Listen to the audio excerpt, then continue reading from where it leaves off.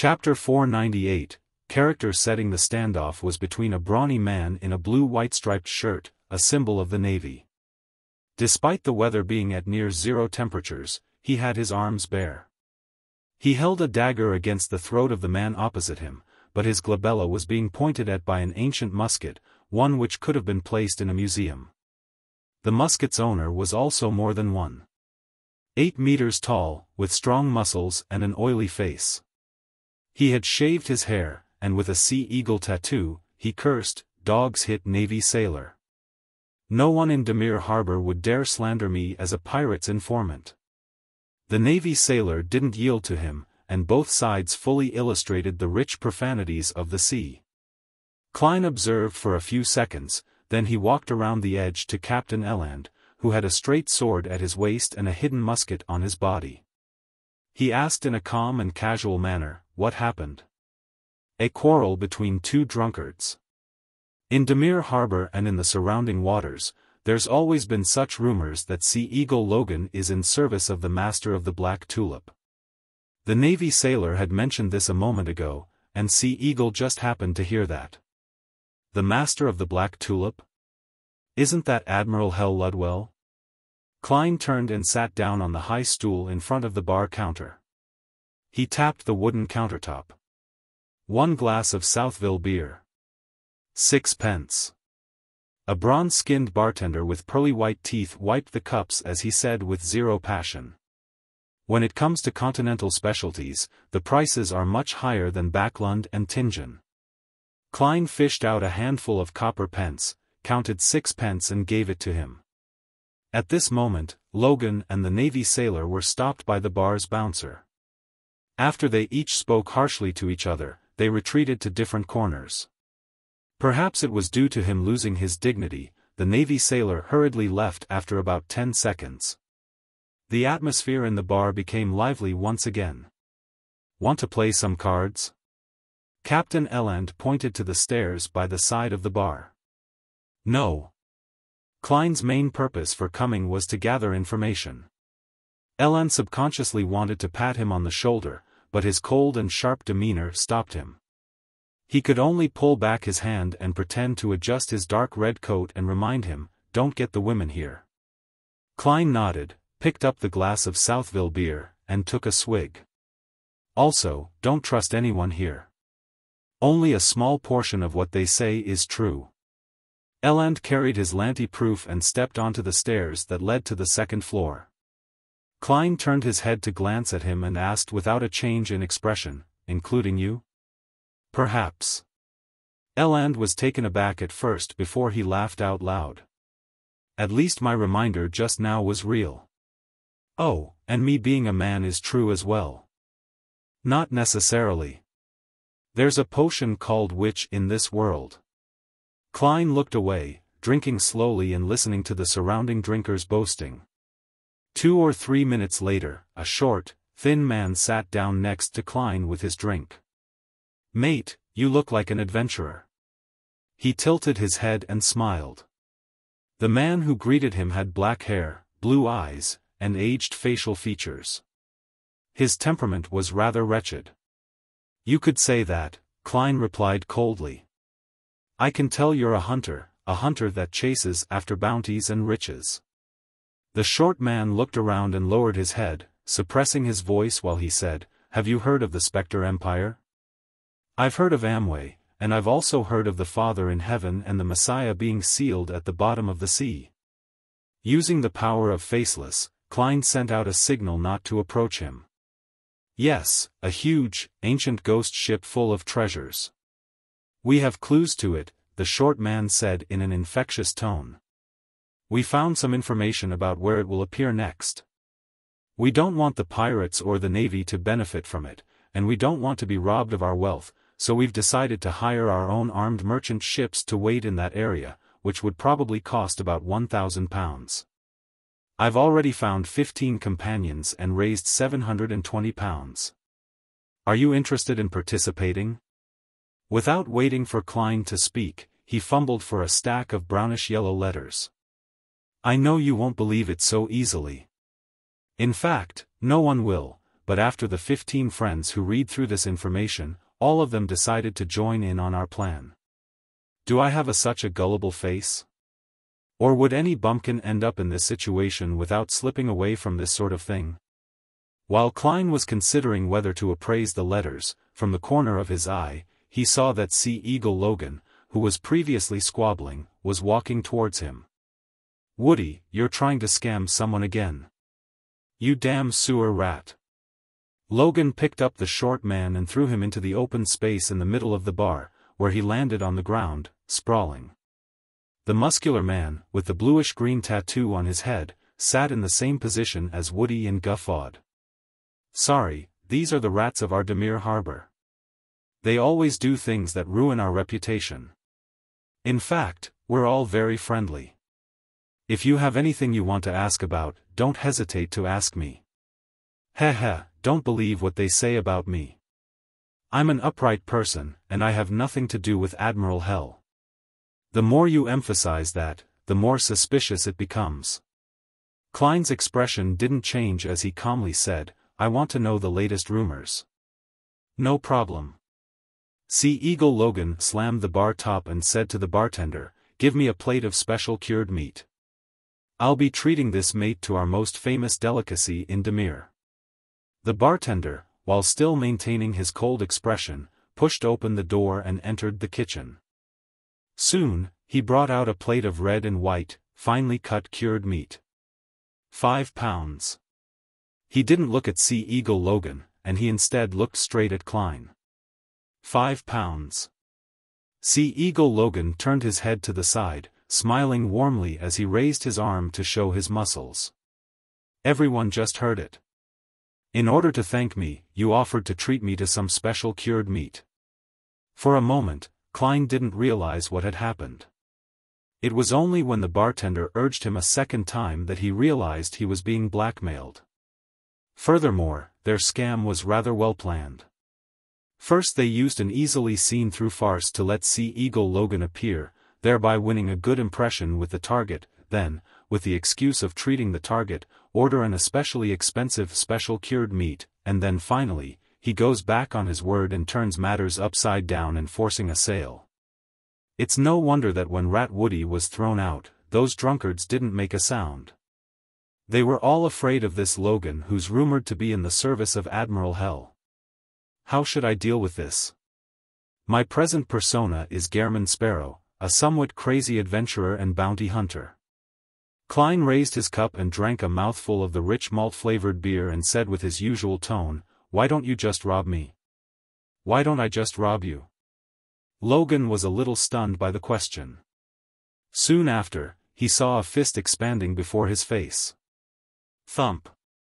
Klein's left fist landed on Sea Eagle Logan's chin, knocking him backwards toward the bar counter. With a push of his right palm, Klein nimbly left his chair and approached Logan's falling body. His legs tensed, and his knees jerked upward, slamming into Logan's lower abdomen. Pfft! Logan threw back his head, his eyes bulging while his mouth hung half open. Klein drew his gun, shoved the revolver into the man's mouth, and pulled the hammer back. I am," Logan shouted indistinctly. Klein looked him in the eye, pulled out his revolver, and swung it, striking the side of Logan's face with the butt of the gun. Logan's teeth fell out one after another, and his mouth was stained with blood. Faced with such a heavy blow and a pain that exceeded his limits, his eyes rolled back, and he fainted. Klein propped him up and pulled a handful of loose bills and coins out of his pocket. Since he estimated that there wasn't more than 5 pounds with just a glance, Klein threw them on the bar and calmly said, "Keep the change." The bartender's bronze face turned slightly pale as he shouted in panic, "My boss is White Shark." Without looking at him, Klein released his hand and allowed Sea Eagle Logan to fall to the ground. Then he sat down again, forked up a piece of cured meat, and stuffed it in his mouth to taste it. He found it rather unique as the flavors of the condiment spread out in wisps, scratching at his belly and throat. After eating 2 pieces, he looked up and asked, "Does your boss know that you're colluding with Sea Eagle?" No, the bartender mumbled an answer. Seeing that Klein had no intention of continuing his attacks and had paid the bill so quickly, the bouncers who had gathered nearby silently retreated. Klein took a sip of his wine, glanced at Sea Eagle Logan on the ground, and calmly said to the bartender, "He's Ludwell's informant. How much is his bounty worth?" "No, he's not." The bartender shook his head and said, "This is just something he says about himself, the information he spread himself. That Navy sailor from before was hired by him. That's the only way to make everyone here afraid of him." Upon hearing this answer, the drinkers at the bar all put down their glasses in surprise. Some of the drunkards even staggered over to Logan and spat in his face. "Pooey! Pooey! Pooey!" Many drinkers followed suit. Klein lowered his head again and said while eating the special cured meat, "Tell me about the recent rumors." The bartender breathed a sigh of relief as he wiped his glass and gave an intermittent account of the rumors in the past 2 months. Some of them were what Klein had heard before, and there were also things he just learned. The Imperial Navy's ironclad warship, Pritz, had destroyed a passing pirate crew during routine training. Panic over the behemoth's cannons has begun to spread among the small and medium-sized pirate powers. Some of them even wished to take advantage of the ironclad warship fleets in coed form to madly commit crimes before withdrawing from this trade with a sum of money. The sea wouldn't be peaceful for the next 6 months to a year. Admiral of Blood Senor and Rear Admiral Dusk Bulatov Yoan had a conflict in the southern waters of Sonia Island, and each of them lost 2 ships in the massive skirmish. Klein listened without asking questions, and he gradually filled his stomach. Seeing that the plate containing the special cured meat had been emptied and having finished the rest of his beer, he slowly stood up. "Remember today's lesson." Klein handed the plate to the bartender. The bartender was about to reach out when the hair at the back of his head was grabbed. Bang! Klein shoved him down hard, knocking the bartender's head against the bar top, sending splinters flying and blood gushing. The customers all tried to avoid the impact, and the bouncers rushed over quickly.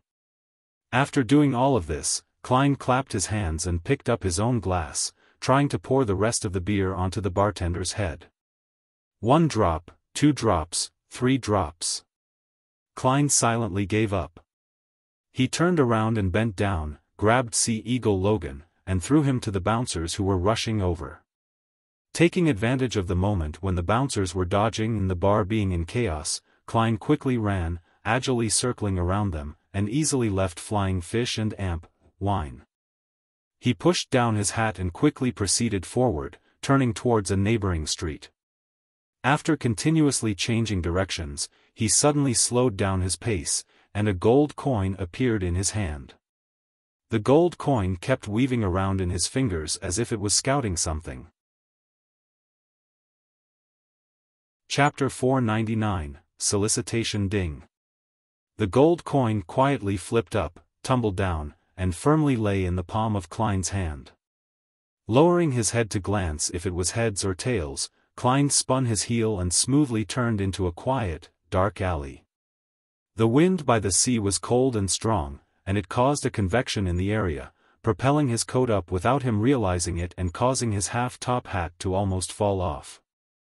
Suddenly, Klein stopped, turned around, and said in a deep voice, "Come out." His eyes were sharp as he stared at the shadow around the corner. After 4 or 5 seconds of silence, a figure emerged from the shadows. He chuckled and said, "Very sharp." It was a man in a black cloak, approximately 30 years of age, and his eyebrows were charred yellow while his dark blue eyes were bright. His face wasn't too chiseled, as though he was from the area south of Intis, Lemberg, and Seeger. As soon as he saw him, a picture flashed in Klein's mind.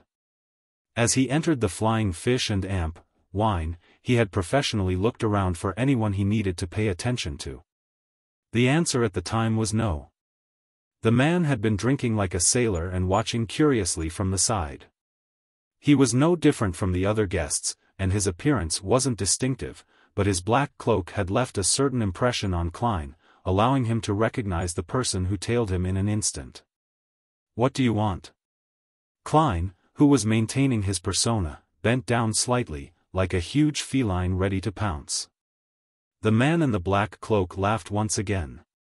The fighting technique and handling method that you displayed just now was very consistent with my taste. I chased after you to ask if you're interested in joining us, although that guy named Logan was indeed pretending to be an informant of Ludwell. White Shark Hamilton does have connections with many pirates. He's a character with a shady background, so he'll definitely take your act of beating up one of his men at the bar to heart. There will definitely be problems for you in the future, and I can help you resolve this problem. You're an adventurer, so it's necessary for you to have dreams of treasure. As for us, we're people who banded together in a bid to seek treasure such as the Spectre Empire, Solomon's Inheritance, the Secret of the Fountain of Unaging, the Death's Key, the Sunken Laurel, and Roselle's treasure while traveling the 5 seas. Today, although we haven't accomplished any of our main goals, we've found many missing pirate ships. Heh, what I said does sound like what that rat had said, right? He cleared his throat and said, frankly speaking, we're a band of pirates formed from a group of adventurers, but we only plunder merchant and passenger ships when we're especially poor, and we don't harm the innocent. Our main focus is on finding treasures, and we often reap harvests. And I kid you not, I once slept on a bed formed of gold coins. If we run into any other pirate ships, just showing them our prowess wins us some compensation. By the way, our captain has decreed that before we recruit new people, we have to explain our creed and remuneration. Creed? Your captain is a little interesting. Klein deliberately softened his tension to see if the enemy would take the opportunity to attack. The black-cloaked man smiled in a relaxed manner. What I said previously was our creed, and now, let me talk about the remuneration. This fellow is quite confident. Although he wasn't a spectator, Klein could tell that he was very confident and that he was completely unfazed by the scene in front of him. We don't have any weekly salaries or annuity, but once we find treasure, or obtain riches from plundering, they'll be distributed according to our ranks. Under normal circumstances, when our luck is still pretty good, the lowest-ranking sailor can earn about £200 to £300 a year. I heard that this would make one a member of the middle class on land. Heh, if we find the Sunken Laurel, all of us will become tycoons, the black-cloaked man casually introduced. According to our ranks, we would get different days off every month, but they can only be accumulated together and done in a staggered fashion. As he spoke, he suddenly cursed softly. Dog's hit, just the year before, we missed a good chance of finding the Spectre Empire because Captain was on holiday. Pirates have annual leave? Klein found it somewhat surprising. He could only feel the pirate crew's comedic intensity from the man's description, reminding him of the humorous Somali pirate recruitment advertisements he had seen in his previous life. Seeing that Klein appeared shocked by his words, the black-cloaked man added with a smile, as an adventurer, are you still chasing after the powers that transcend nature as told in legends? As long as you join us, you'll have a chance to possess them. Having said that, he coughed and said, I forgot to introduce myself. His expression turned solemn, no longer looking as jocular as he was before. Rear Admiral Iceberg Edwina Edwards' subordinate, 4th bosun of the Golden Dream, Blazing Danitz. After reporting his title, real name, and identity, Danitz waited patiently for the look of panic and fear to appear on Klein's face. After a second, he heard the adventurer, who acted somewhat crazily despite looking refined and polite, say in a low voice, Blazing Danitz with a bounty of £3,000? Danitz was about to reply when he had the illusion that the man standing in the dark alley had turned into an indescribable, hungry monster, salivating over his soul and flesh. He suddenly clenched his fists, his body no longer as relaxed as it had been earlier. He was so tense that he was trembling slightly. His intuition told him that he was facing an abyss filled with madness and bloodlust. In this state, Danitz had no idea how much time had passed until the other party spoke again. Why are you here? I am on vacation. Blazing Danitz's dignity made him scorn to answer this question, but his instinct made him spit out the reason. As soon as he finished speaking, he felt the man retract his gaze, the hunger to gnaw on his flesh and soul disappearing. He stood where he was and watched as the young adventurer in a black coat and a silk half-top hat turn around and walk to the other end of the alley. He stopped when he was about to turn the corner, and turning his head, he asking, "Where's White Shark?" He lives at 1C Wall Avenue, but he spends most of his time on the second floor of the Flying Fish and Amp, Wine. It's no different today, Blazing Danitz answered truthfully. Only when the figure disappeared into the distance did Danitz straighten his back and take off his cloak. What a terrifying fellow, he sighed silently. Following that, he found his thoughts and muttered to himself, I have to inform Captain that there's another terrifying person at sea. This is a guy who looks like a gentleman on the outside, but he has a heart like a lunatic's. If one doesn't have the determination and confidence to kill him, it's best not to deal with him. Danitz pulled up his black cloak's hood and decided to return to the hotel for some sleep. He planned to wait until the telegraph office opened the next morning before relaying the message to his middleman contact in the Rörsted archipelago. As for what would happen to White Shark, he didn't care at all. In the corner of another quiet street, Klein stood in the shadows, looking down at the black glove on his left hand. He found that, although creeping hunger had been sealed by Mr. Azik, its thirst for flesh and soul still intrinsically existed and was trying to manifest itself. Under normal circumstances, Klein wasn't worried that the sealed item would produce any problems, but when he had the urge to kill someone, the corresponding influence he would receive was enough to let that hunger which could lash back at him emanate. Earlier, when he heard that Danitz was a famous pirate on the bounty list, killing intent instantly rose inwardly out of his yearning desire, causing creeping hunger to become as active as a fish in water. Fortunately, Klein always had good self-control in this aspect.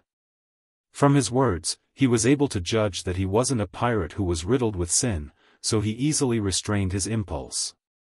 With creeping hunger, Gehrman Sparrow's persona will be flawless. Klein paused for a few seconds, took out a gold coin and performed 2 divinations.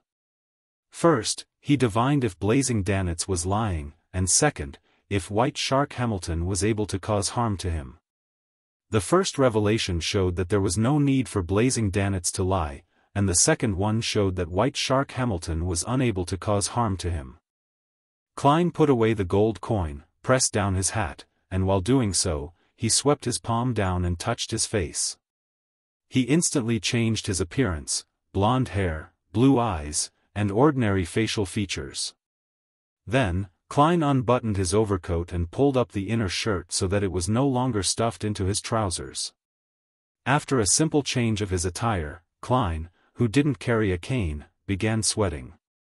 His lips were dry as he identified the direction and headed back to the Flying Fish and Amp, Wine Bar.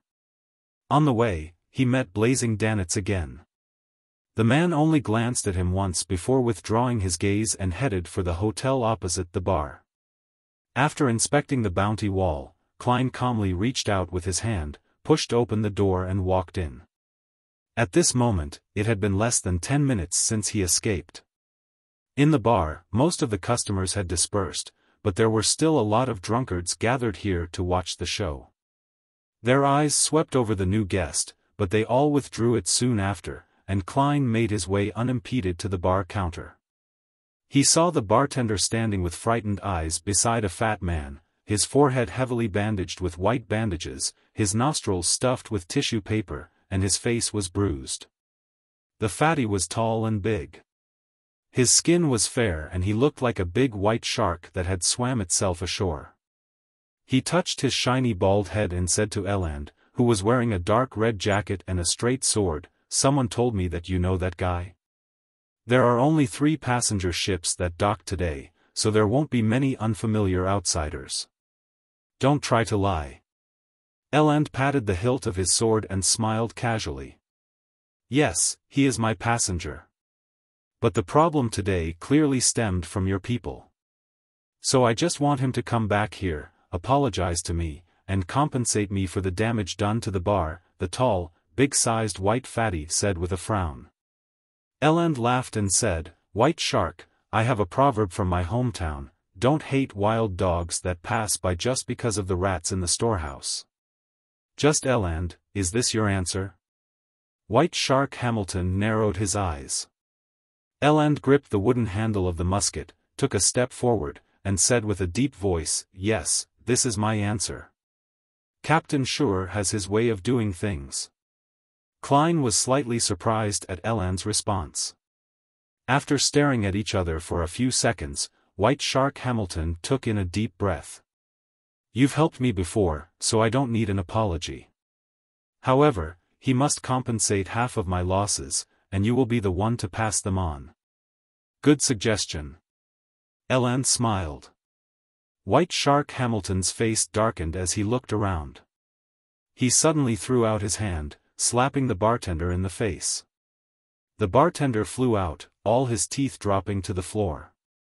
Klein quietly watched from 5 meters away, as if none of this had anything to do with him.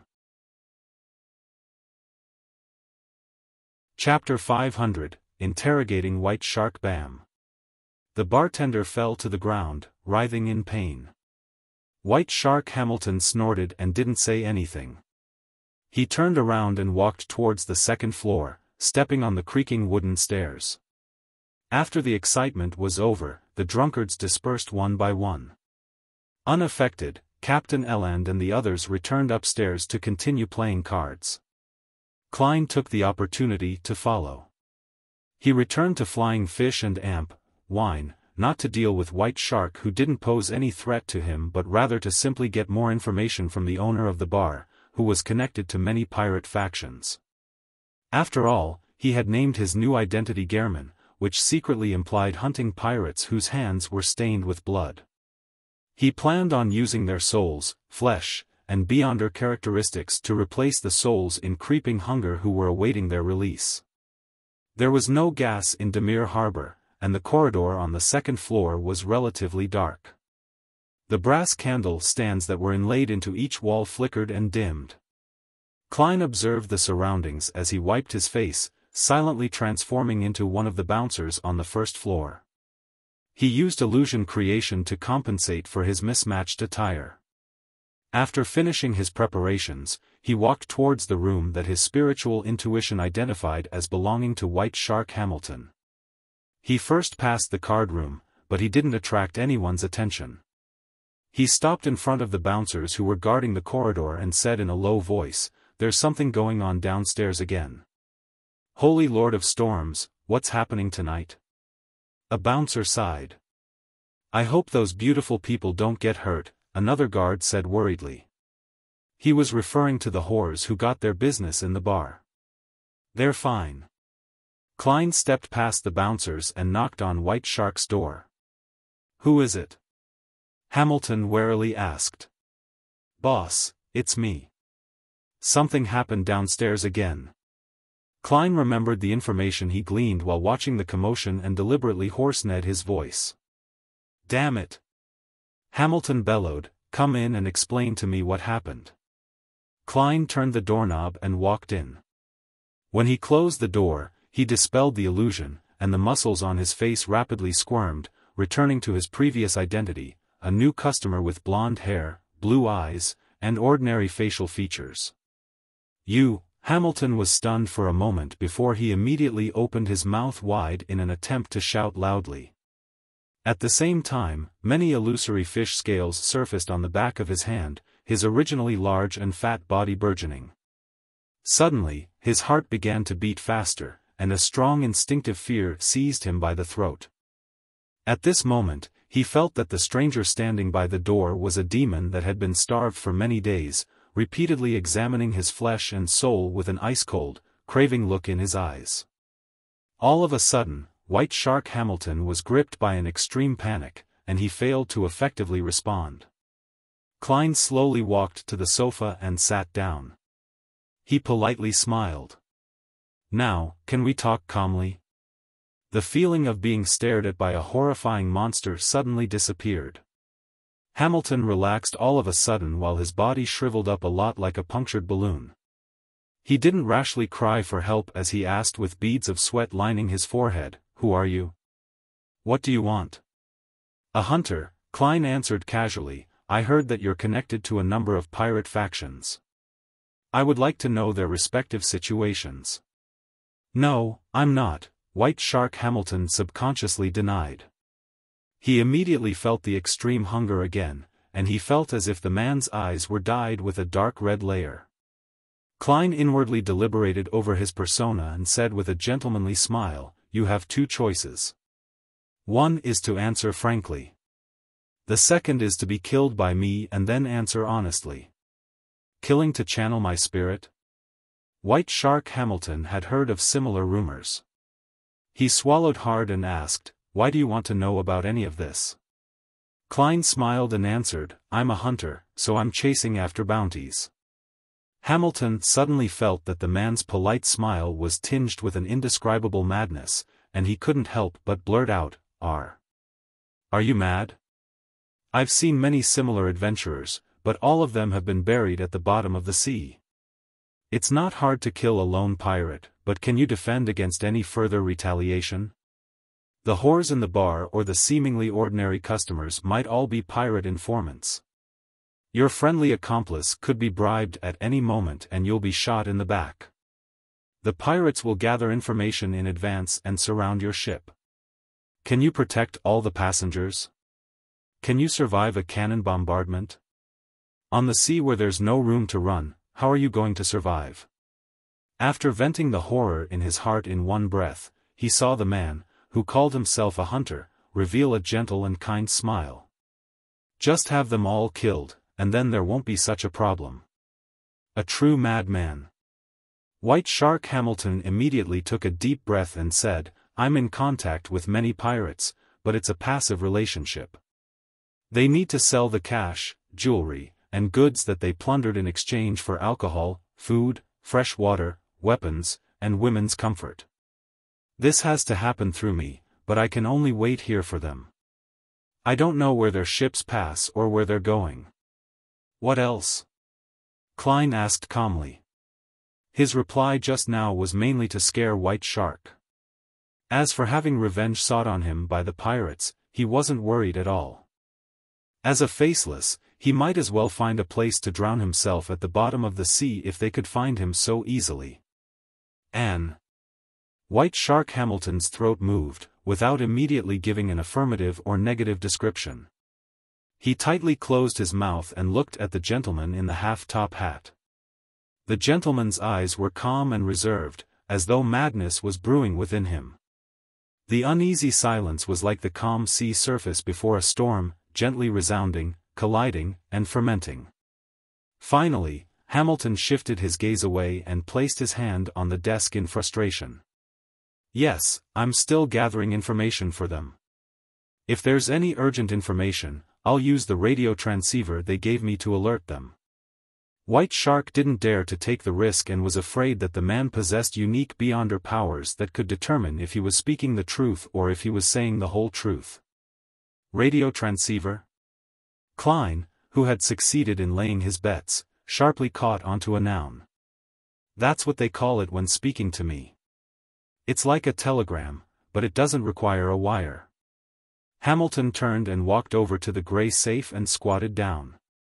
A wireless telegraph? The pirates possess such advanced technology? Klein could vaguely guess what the radio transceiver was. He had previously thought of inventing something like this, but when he flipped through relevant magazines, he realized that wireless telegrams had long since appeared. However, it hadn't found its place in the commercial world. The Berserk Sea, which separated the northern and southern continents with its constant thunder and lightning, the chaotic magnetic field, and violent storms, made only a few sea routes accessible. Even if one was equipped with wireless telegraphs, they were almost useless. Similarly, the weather in the Fog Sea and the Sonia Sea had changed drastically, and there were a number of factors that affected electromagnetic transmission. The use of wireless telegrams had been severely restricted. Could it be that there's an enhanced model that can solve some of those problems? Klein watched as White Shark pried open the floor plank in front of the safe and twisted a mechanism to reveal a secret door in the wall. Behind the secret door was a hidden cabinet with 3 levels. On the top level were some documents and bills, a revolver, a new type of half-arm gun, and other weapons, while the bottom layer was filled with complicated black machinery. With just a glance, Klein deduced from his previous life's impression and the information he had gathered previously, that the mechanical construct belonged to a radio transceiver. That's what they call it. It's called a radio transceiver. The news it transmits can be received by similar items as far as the Rorstad archipelago. Any further and it'll depend on the weather and one's luck. Usually, it's very troublesome and limited. Hamilton didn't know much about the machine, and he was vaguely describing the corresponding situation based on his experiences using it and what he had been taught. It's better than the new radio transceivers that are now being commercialized. I wonder who invented it. Klein quietly listened and asked, "Who are they?" He made himself look like a bounty hunter who didn't understand technology. White Shark Hamilton wiped the cold sweat off his forehead and said, "Silver Coin Viper Oder, who claims to serve the owner of the Dawn, as well as the intelligence officer of Admiral of Blood, Old Quinn.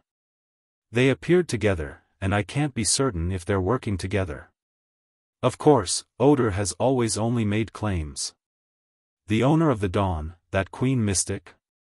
Klein looked away, a gold coin appearing in his hand. The gold coin kept weaving between his fingers before finally leaping into the air and landing. It left White Shark puzzled as he trembled in fear and trepidation. Lowering his head to take a glance, Klein slowly stood up. At this moment, he suddenly asked, "Who gave you the potion?" "Oh, Old Quinn." Hamilton hesitated but still chose to answer honestly. Klein nodded and no longer asked. He turned and walked towards the door. Thud. The wooden door opened and closed. The figure wearing a black coat disappeared from White Shark's room. Hamilton held his breath, waited for more than 10 seconds, and finally let out a long sigh. He quickly wiped the sweat from his face, placed the radio receiver on the desk, flipped through a codebook, and hurriedly sent a telegram into the distance. "I was targeted by an unfamiliar fellow." Beside the completely engrossed Hamilton, Klein had his hands in his pockets as he quietly watched, taking in the entire frequency spectrum and the passcodes. His departure just now was just a large-scale magic show, more than enough to deal with a low-sequence beyonder like White Shark's Sailor Pathway. As for the question of whether or not he would be able to remember the details later, a seer didn't need to worry over it. A dream divination was enough to recall everything. Admiral of Blood and his men enjoy killing and love blood. They're passionate about enacting violence against women. Every time they rob a passenger ship, they would always cause a tragedy. This is public information known by everyone, and they themselves were proud of it. They're never stingy with their proclamations. The target of the hunt and the risk involved, I'll give priority to them. Klein thought for a moment and then prepared to leave the room while Hamilton tidied and put away the radio transceiver. He didn't plan on dealing with White Shark for the time being, as he was afraid of disturbing the real prey. Anyways, this kind of fellow who was on land with a fixed territory could be easily dealt with in a letter later since he had dirt on him. Klein's soundless footsteps caused the door to slowly open and then quietly close, bringing in a slight cool breeze. Chapter 501, Bait. After sending out the telegram and cleaning up the desk, White Shark Hamilton relaxed completely. He was finally in the mood and had the ability to think about the details of what had happened to him. The first question that popped into his mind was, what about the bouncers outside? He propped himself up with both hands and walked heavily to the door. When he opened it to take a look, he found that several of his men were standing there unsteadily, telling each other jokes involving women. Hamilton's anger rushed to his head, but he soon calmed down. The muscles on his face twitched slightly as he pounded on the open door. Thump. The bouncers were startled and instinctively turned to look at the door. "Boss, boss." Seeing who was making the sound, they hurriedly stood there and stammered. White Shark took a deep breath and asked, "Did you see anyone enter my room?" "Yes, Lardero." He said that there was a situation downstairs. The bouncers were confused by the question. Boss, you were the one who let him in. As soon as they finished talking, they suddenly thought of other explanations and asked, Boss, was something inside stolen? Hamilton's expression sank, and he shook his head. Don't doze off.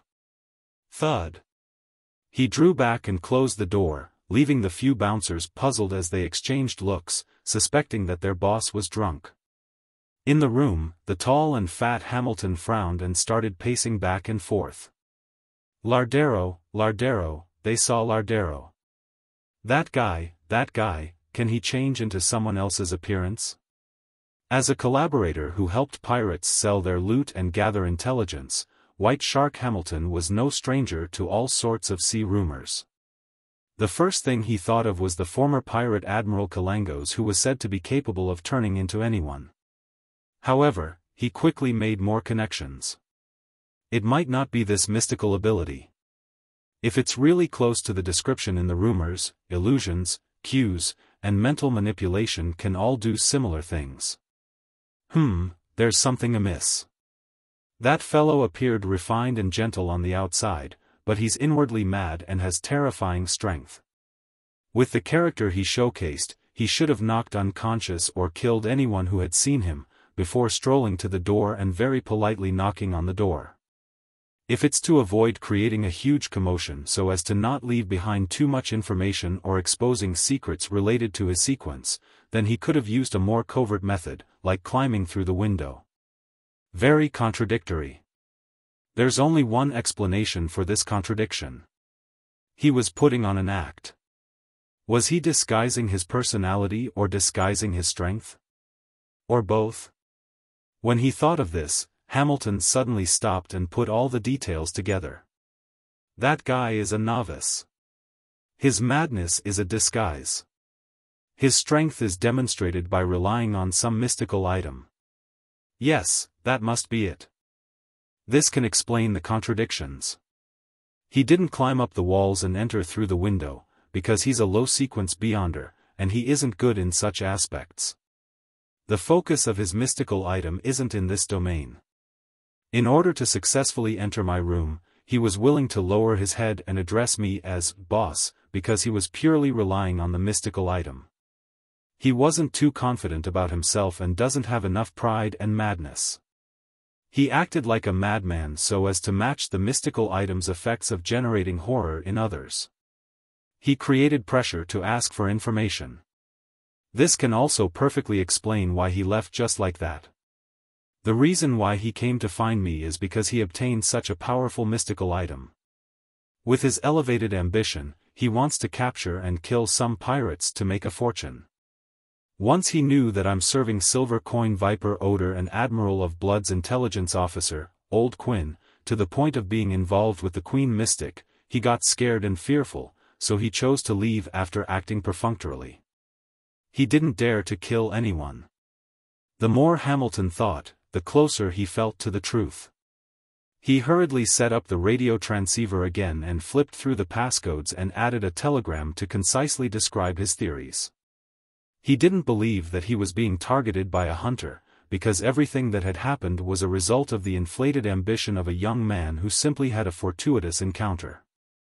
He also gave the corresponding characteristics of the target. Blonde, blue eyes, not crazy, and even a little timid.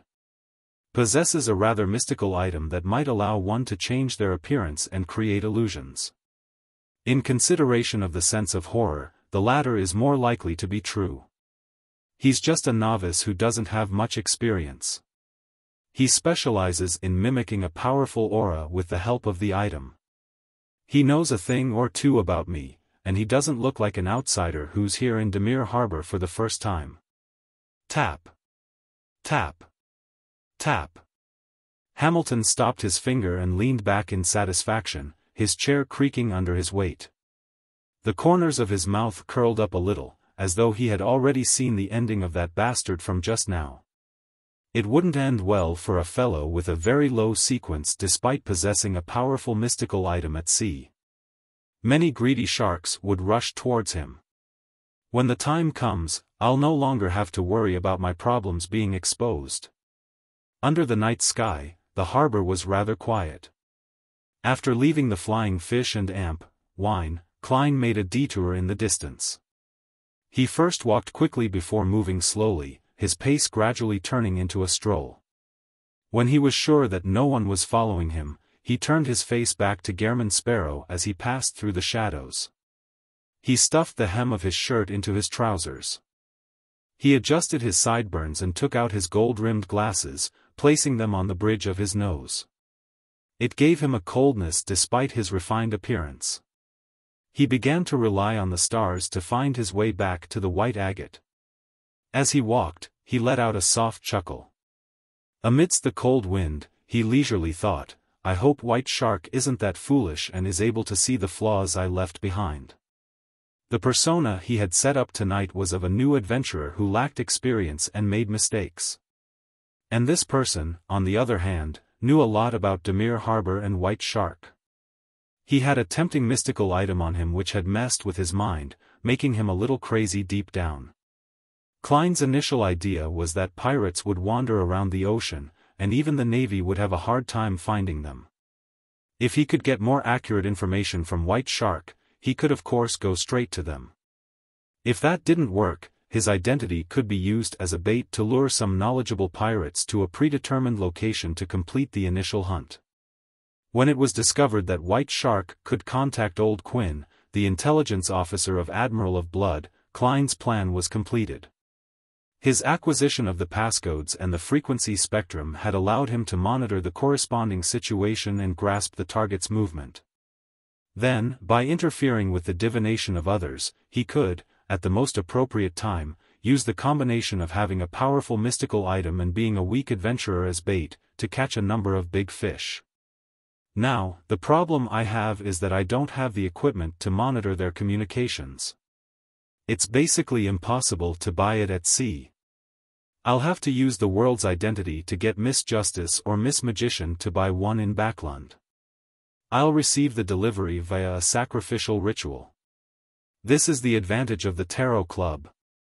With this in mind, Klein sighed. Seeing the white agate in sight, he quickened his pace a little and found that Donna's family and Clevy's were returning from another street. Clevy's greeted him by nodding his head. Just like when they officially met, he said in a low voice, I heard there was trouble at Flying Fish and wine? Very well informed and rather familiar with Demir Harbor. Klein smiled and replied, I only taught 2 cheats a lesson. Clevy's brows twitched slightly, suddenly feeling that his impression of Gehrman Sparrow was a little wrong. After his previous observation and interaction, he felt that, although this young adventurer was a bit sharp, a bit reserved, and a bit cold, he could still be considered someone who smiled, was polite, and knew when to advance or retreat. But now, he was a bit uncertain. He felt that there might be a hidden flame of madness hidden in the recesses of his heart. At this moment, Donna's father interrupted, Mr. Clevy's, who is this? A colleague, Gehrman Sparrow, Clevy's introduced in a very simple manner.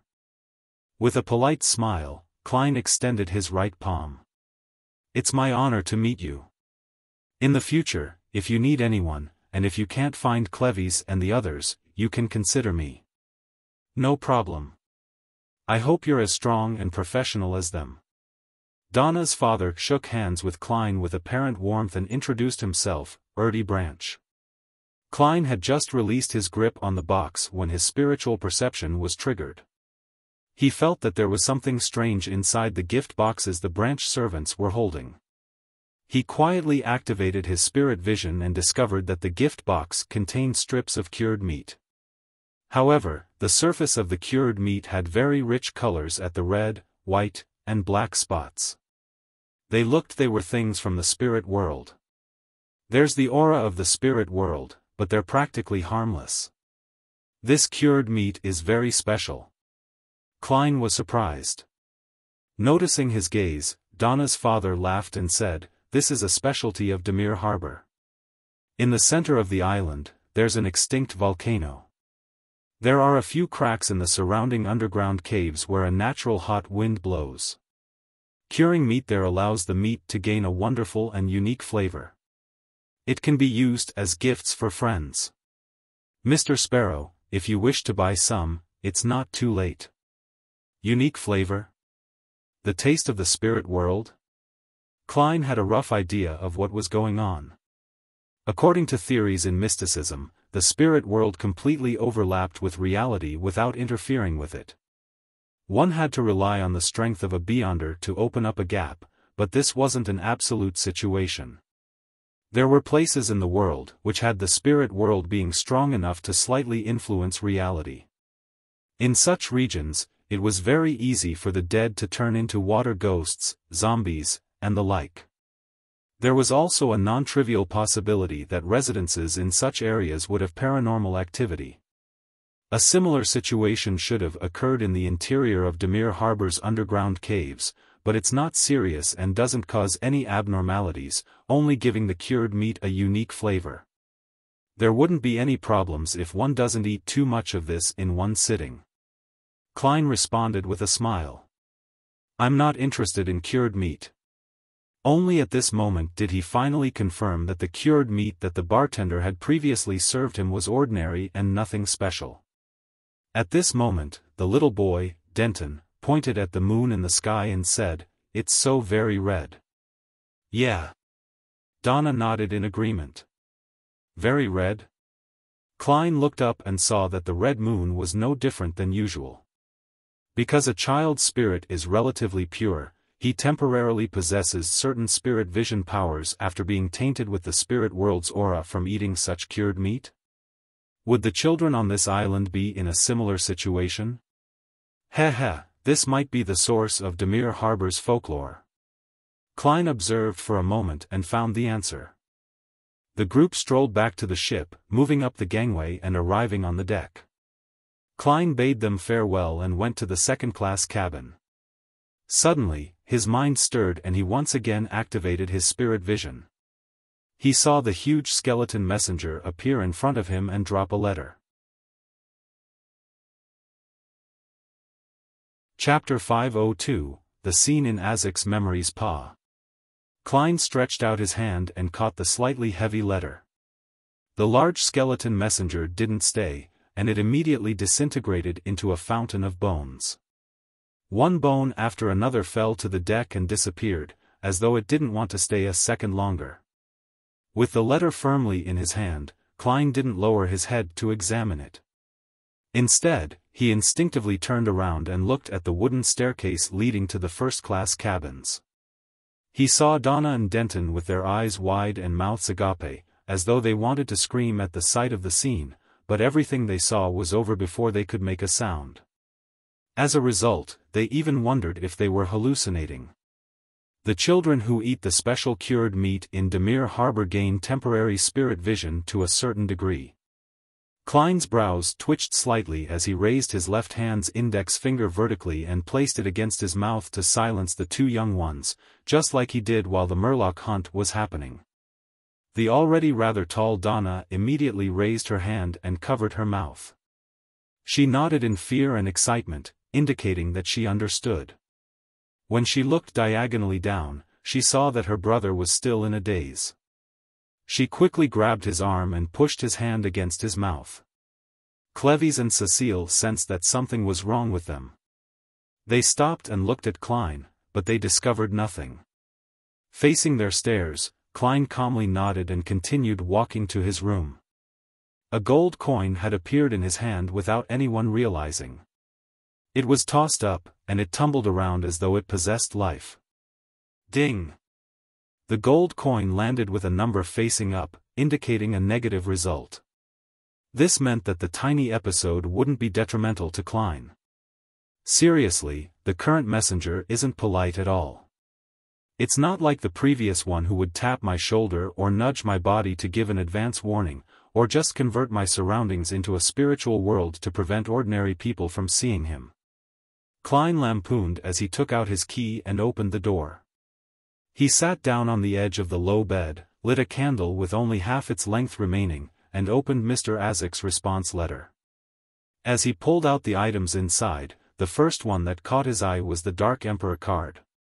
Looking at that face which pissed him off, Klein let out a breath of relief and eased his worries. He wasn't afraid that Mr. Azik wouldn't return it to him, as he had that minimum level of trust.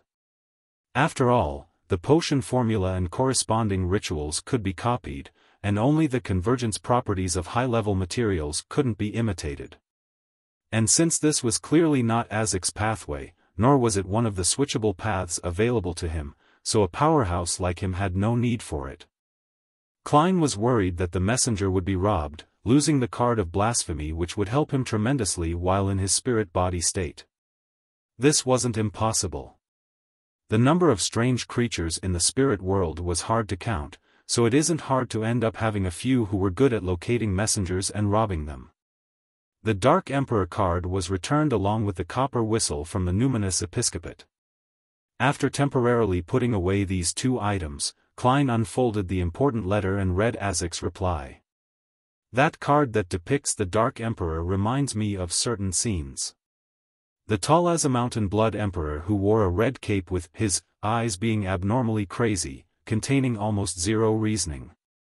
He was on the brink of losing control. There was the true Dark Emperor who had revived. He sat on a gigantic throne, overlooking the land. When I looked up at them, I lost consciousness when the Blood Emperor looked at me. I should have, in some form, participated in the War of the Four Emperors, but the exact details still require me to recall them. Perhaps it was because of an injury from back then that caused me to lose my memories again and again as I repeatedly died and reawakened. The legend of Death's treasure trove in the Berserk Sea doesn't ring any bells. Perhaps I'll be able to sense something and be naturally attracted to it when I travel to the southern continent by boat and pass through that sea.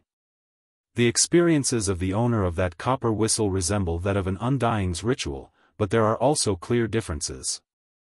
I can sense evil auras and the premonition of danger. I believe the owner of the copper whistle is in a strange and terrifying state. It's best that you don't blow that copper whistle and summon the messenger. This will bring extreme danger. We can make further attempts when I fully recover my memories and figure out what that experience really means. The feather left behind by the copper whistle's owner that you mentioned can be used in the domain of the undead. It's a unique material that's rich in spirituality. When I recall more, I'll organize the knowledge of some rituals and charms you can use with it for you. Speaking of this matter, I recall that you'd asked me about the method for ridding the mental corruption of a Beyonder characteristic. This will likely need more time. At the very least, I'm still a blank slate in this aspect. Also, I vaguely remember that in the southern continent, there are strange creatures called feathermen. It's best to seal that card, otherwise, it might attract powerful enemies and many disasters. I can give you some techniques. This isn't too difficult. First, an improved wall of spirituality. As expected, the card of blasphemy has a convergence effect upon activation. It's a good thing that I've left it above the gray fog in the past.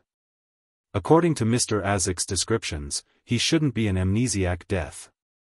Otherwise, he wouldn't have looked up to the Blood Emperor and the Dark Emperor. It's likely that he's a son of death, participating in the War of the Four Emperors by accompanying that deity. Unfortunately, he suffered from severe injuries. As he thought, Klein produced a flame and burned the letter. Then, he tried the sealing technique and practiced what Azik had taught him in the letter. After doing all of this, he held a ritual and brought the Dark Emperor card and the numinous episcopate's copper whistle into the mysterious space above the gray fog, eliminating all possibilities of any accidents. There was no doubt that Klein had no wish to suddenly meet the King of the Five Seas, Nast, at sea. Early in the morning, the sun rose above the horizon and dyed it golden. Klein went to the not-so-well-stocked second-class buffet cafeteria and ate 2 slices of toast with bacon and butter and drank a cup of lemon tea. After filling his stomach, he went to the deck to breathe in the fresh air and enjoy the beautiful early morning scenery. Then, he saw a drunk Captain Eland returning, his straight sword swaying. Thinking back to last night's incident, Klein came over and said without a smile, "Good morning. White Shark didn't cause you any trouble, right? He should be able to determine that I'm a passenger of the White Agate. Dressed in a dark red coat, Elan took off his ship-shaped hat and laughed. This is his own problem. Actually, he wanted you to pay half the repair fees for the bar counter, but that isn't much. It's just a few soldi. I happened to win £6 last night and gave him some extra tips, and that was the end of it. Captain, are you afraid that a crazy adventurer like me will blow the whole thing up just for the sake of face, so you ended up choosing to bear the compensation? Klein was silent for a few seconds. I understand. Then, he turned and walked back to the bow, leaving 2 soft words, thank you.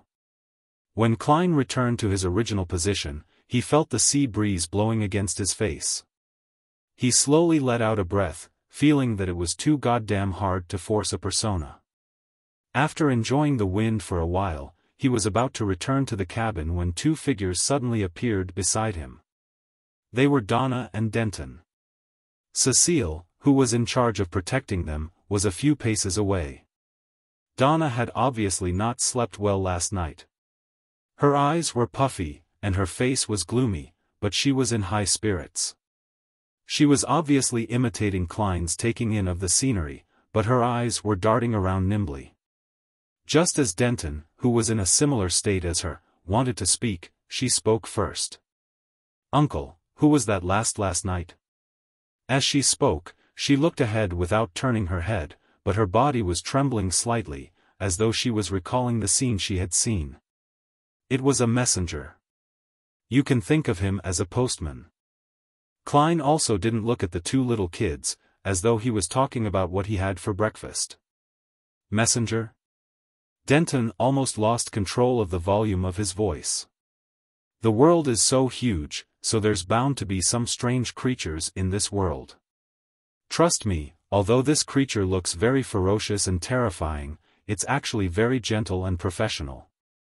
It just sent me a letter on behalf of a friend who's far away, Klein explained slightly, trying to describe the 4-meter-tall messenger as pitiful, weak, and helpless. After a night of panic, and because she hadn't been harmed in any way, Donna was much calmer. Her eyes lit up as she said, well, that's amazing. It's like listening to a story. Very cool. Denton also expressed his opinion. Then, he puzzledly asked, but why didn't anyone else see it? No one had any response. That's because your hearts are pure. Klein smiled. This was a white lie. After all, he couldn't just say that it was a problem with the special cured meat. That would only make the 2 curious little fellows fail to resist making attempts. This way, ignoring the fact that ingesting large amounts of it would cause one to fall ill, just randomly having spirit vision activated was a very dangerous matter. Even though Klein could now sustain the consumption of his spirit vision for a long period of time, he ultimately didn't dare keep it open. Sometimes, seeing things he shouldn't have seen could lead to madness or death. See, can we have a messenger of our own? Donna asked, curious and excited. That will depend on luck, Klein answered simply and calmly. He couldn't help but lampoon inwardly, I don't even have a messenger of my own. In order to obtain a messenger, he had to design an accurate summoning ritual and prepare the corresponding spirit world creature contract. This was a specialized field of knowledge, and randomly doing so could easily summon something bad, so Klein didn't dare to recklessly try it. Yeah. Donna looked forward to it. Then, she said in a tiny voice, Uncle, we'll keep this a secret for you. Beside her, Denton nodded solemnly. At this moment, a new passenger that intended to board in Demir Harbor carried his suitcase as he walked onto the deck. After sending the telegram, Blazing Danitz considered that the captain might instruct him on certain matters. So he decided to cut the holiday short and await orders at the capital of the Rorstad archipelago. Through his own channels, he had obtained a ticket, put on a wig, blackened his eyebrows, and easily boarded the White Agate, waiting for the liner to blow its whistle. Sigh, as Emperor Roselle said, capable people always have to do a little bit more work. As Danitz walked towards the cabin, he looked around leisurely. Suddenly, he saw a familiar figure. It was a young adventurer in a black coat, gentle in appearance and mad in nature. He was standing at the bow of the ship, beaming at him like a gentleman. The muscles in Danet's face began to stiffen. Chapter 503, Hostage discovering a pirate who was worth £3,000 board the ship in disguise. Klein immediately felt wary. He smiled to Denton and Donna who were beside him and said, "I've got a friend." He calmly walked towards the Rear Admiral Iceberg's fourth bosun, locking his eyes on the other party. The smile on Blazing Danet's froze when he saw the young adventurer, with crazy blood flowing through his veins, slowly approach. He suddenly had a thought: run. Run as fast as you can. Do your best to escape. Even if I have to use beyonder powers and expose my identity, I have to flee immediately. In his eyes, the reserved and stern adventurer was a genuine monster draped in human skin. Just as Danetz was about to make his move, he suddenly calmed down because he remembered what happened last night. The adventurer hadn't attacked him and had allowed him to leave. That is to say, he doesn't necessarily have the hostile intention of hunting me down. He can be reasoned with to resolve this crisis. Directly running away would only lead to conflict. Thoughts ran through Blazing Danet's mind. Relying on his rich experience, he forcefully controlled his legs and appeared to wait in place. Klein walked over, one step at a time, and smiled. "Good morning, we meet again." That gentle and courteous smile of his made Danetz shudder for some inexplicable reason. He pursed his lips and said, "Good morning." Klein maintained his persona, his expression turning cold. "What are you doing on the ship?" Heading to the Rorstad archipelago, Blazing Danetz, who was also considered a famous pirate, answered honestly. "Why are you heading there?" Klein calmly asked. Danetz forced a smile and said, "Waiting for our captain's orders. Perhaps there will be a mission arranged for me. He's probably going to chase me off the ship. In any case, there's a potential risk to have a pirate board a ship." After he finished speaking, Danetz speculated about the possible developments. For him, this was considered a pretty good result. At most, he would waste a ticket. Klein fell silent, so silent that Danetz's hair stood on end. It was a full 5 or 6 seconds before he spoke again. "Which cabin do you live in?" "First class, room 312. Danetz raised the ticket in his hand to eye level. He didn't dare to look down for fear that the enemy would seize the opportunity to launch a surprise attack. Klein nodded indiscernibly. "Is there a servant room?" "Yes," Blazing Danetz subconsciously answered, but his heart was at a loss. He had no idea why the man was posing such a question at him. Then, he heard the man say to him in a flat tone like he was speaking to a subordinate, "You'll sleep there." Where?" "I'll be sleeping in the servant's room." "Aren't you going to chase me off the ship?" Danetz was somewhat stunned as he blurted out, "Why?" Klein glanced at him and said one word in a faint voice, "Hostage." "Hostage?" "He's worried that I'm a planted agent on the ship, making it easier for the pirate fleet to plunder the White Agate, so he plans to use me as a hostage?" "That's reasonable. If it really is as he suspects, then it wouldn't stop the pirate fleet's attack even if I'm chased off the ship. It's better to hold me hostage to aid in the negotiations. Dogs hit. I hate this kind of arrogant, cold person who doesn't say much. They always only say a word or two, or even just an utterance, leaving me to guess the rest.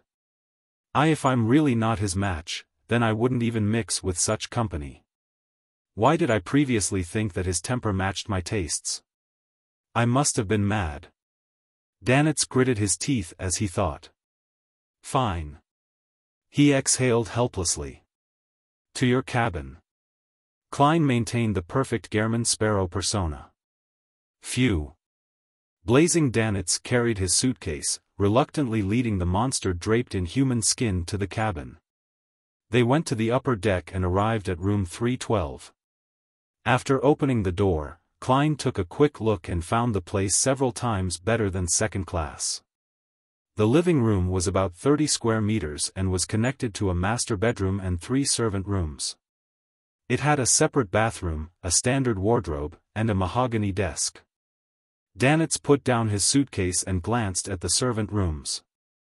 He suddenly thought of an important question. Is the master bedroom going to be left empty just like that? The moment he finished speaking, he already knew the answer. It's mine. Klein smiled in a gentlemanlike fashion. As expected, to watch over me. Danitz felt depressed. Klein paced on the carpet in the room and said while pointing to the door, "Come with me downstairs." "All right." Danitz was a little lost, unsure what the man was up to. The adventurer and famous pirate duo soon arrived at the second-class cabins and found Klein's original room. After opening the door, Klein didn't enter. He pointed inside and said to Danitz, "Tidy the things on the desk and put them in the suitcase." "What? Tidy things? You want me to help tidy things up?" Danitz was almost stunned. In a blink of an eye, he felt a surge of anger rush to the top of his head. "How can I, Blazing Danitz, Rear Admiral Iceberg's fourth bosun, a famous pirate with a bounty of 3,000 pounds, be driven like a servant? My dignity and my reputation won't allow me to accept such humiliation." Klein gave him a cold look when he saw that Blazing Danitz was standing motionless like a petrified statue. Danitz's body suddenly trembled. He took a deep breath and replied with a smile which looked worse than crying, "All right." Aggrieved, he bent over and entered the cabin that didn't have a very high ceiling, swiftly putting the items that were scattered outside into the suitcase. Without needing Klein to remind him, he placed the things in order, even more carefully than how he dealt with his own luggage. After doing all this, he carried the suitcase and followed Klein upstairs. Along the way, he always had the impulse to sneak attack the man's back, but in the end, he held back. After returning to room 312, Danitz clenched his teeth, swallowed his saliva, and said, "How should I address you?" "Gairman Sparrow," Klein responded succinctly. "Gairman Sparrow." Danitz ruminated over the name inwardly, swearing that he would definitely not forget what had happened today. He vowed to let the man before him have a taste of something similar in the future. "Captain will definitely help me," he thought with anticipation. For the sake of his persona, Klein didn't choose the reclining chair. Instead, he randomly chose a hard wooden chair to sit down on. He leaned back in his chair, his body slightly hunched as he clasped his hands together, and said to Blazing Danitz, "Tell me about the famous pirates you know of." "There are a lot of them," Danitz replied, feeling somewhat stumped. He stood where he was, afraid to move, like a servant. Klein slowly curled his lips up and said, "Do it in accordance with the bounties." With that, he pointed to the chair opposite him. "Have a seat." With a sigh of relief, Danitz hurriedly sat down. He suddenly felt that the man wasn't too bad, he was at least willing to give him a seat. Woo! The white agate sailed out into the open sea and moved at a speed of 13 knots until noon.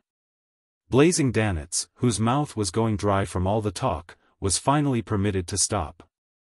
He took his ticket and led Klein to the first-class dining restaurant. The restaurant was decorated elegantly, with violinists playing in the corner and barriers separating the tables to ensure the privacy of one's dining environment. After walking a few steps, Klein met Donna's family and Clevy's. They occupied a large table and were waiting for the waiter to serve the dishes. "Uncle Sparrow." Because of their shared secret, the little boy, Denton, had changed the way he addressed him. Donna blinked, fully expressing her doubts. She clearly remembered that Uncle Sparrow lived in a second-class cabin and wasn't supposed to be in this restaurant. Klein waved his hand with a smile as a greeting, then he pointed at Danitz and said, "He's treating." "Is that so?" Donna sized up Danitz curiously, and they felt that the gentleman looked odd, especially his eyebrows which looked extremely unnatural. Clevy's put down his fork and knife, and, after 2 seconds of silence, he asked, "Your friend?" Klein chuckled and turned his head to Danitz. "What do you think the answer should be?" Danitz gritted his teeth, then he forced a smile. "Gehrman once saved me." "Yes, that's right. Otherwise, I might have already been killed by him for the sake of claiming the bounty." Danitz consoled himself. Cleves looked Danitz up and down a few times and said nothing more. Passing the Donna family, Klein found a table by the window. The waiter came with great enthusiasm and handed over the menu. Charcoal steak, red wine foie gras, vegetable salad. Danitz scanned the menu and couldn't help but sigh. Ships that dock for resupplying every 2 to 3 days are better. There's plenty of fresh food. When you encounter a ship that floats on the sea for 1 to 2 weeks, you can only cycle between beer, cured meat, and various canned goods. It's so monotonous that it drives you crazy. However, the sea itself will also provide fresh food. Heh, but this requires one to have sufficient judgment.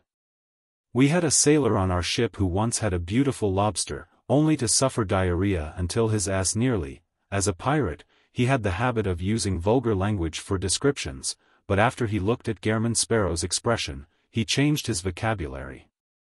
Suffer diarrhea until his ass nearly fell off. I have reason to suspect that there were other factors. Although your captain is a woman, there should be very few women in the crew. Furthermore, with the sailors unable to get ashore for a long period of time, they must be thirsty.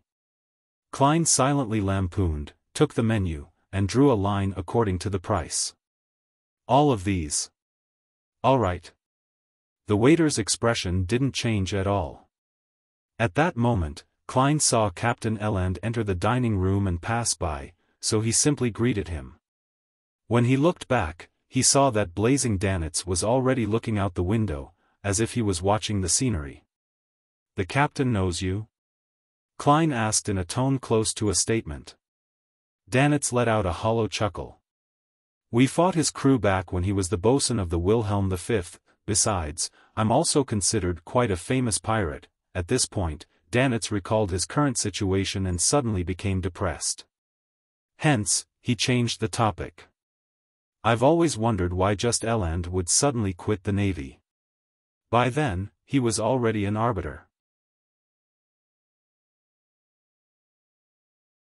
Chapter 504, Red Skull Pirate Crew. A Beyonder was allowed to leave the fleet? Without Danitz's deliberate explanation, Klein easily understood why he found it strange. In a Nighthawks team, even the civilian staff would experience strict restrictions. Even a normal resignation would require them to sign a lifelong confidentiality agreement. They weren't allowed to leave the Nighthawks team's area that they originally belonged to, and once they were approved to move to another city, they had to immediately register at the local Evernight church. From such rules, it could be seen how the officials treated Beyonder's powers and related matters. A Beyonder who had drunk a potion wouldn't be able to leave their organization so easily. Klein clearly remembered that Miss Justice initially had the means and channels to become a Beyonder, but she didn't attempt them. The reason given was that she didn't want to lose her freedom. Similar thoughts ran through his mind, but they didn't become words, because the polite but cold Gehrman Sparrow wouldn't be interested in such rumors. So what? Klein looked at the tableware on the table and calmly asked. "Do you know how to make conversation?" Blazing Danitz secretly drew a breath and squeezed out a smile. I just found it strange. We all suspected that he had joined MI9, and that he was using his identity as a captain to monitor the sea routes. It's possible. Klein picked up a glass of water and took a sip. The dishes he ordered were served one by one according to their type. The restaurant even gave him 2 complimentary cups of sweet, bubbling, and light gold pre-meal wine. Klein stopped talking and concentrated on enjoying the food, feeling that it was indeed much better than the second-class dining room. The melodious tunes of a violin resonated amidst the sounds produced from the slight contact between the cutlery and plates. The blue and open sea outside the window rippled quietly, and everything seemed perfect. As Klein was about to be served dessert, a crewman came stomping in and ran to the table where Eland was sitting. "Captain, there's a pirate ship." He didn't suppress his voice. Most of the passengers were shocked and stopped eating. Klein looked up, looking across him at Danitz with his eyes dark and cold. Blazing Danitz stiffened for a second, then he smiled bitterly. He lowered his voice and said, "If I were to say that this has nothing to do with me, will you believe me?" Klein's eyelids twitched as he slowly smiled. "Guess. Guess? You son of a bitch." Danitz was so furious that he almost cursed. He maintained his smile and said, "Your wisdom is enough to judge everything." At that moment, Eland quickly asked about the situation. He stood up and said to the panicking first-class passengers, "There's only one pirate ship. We have enough power to deal with it. Ladies and gentlemen, please return to your rooms in an orderly manner and await the arrival of good news. Believe me, the damage caused by chaos far exceeds whatever damage those pirates can do.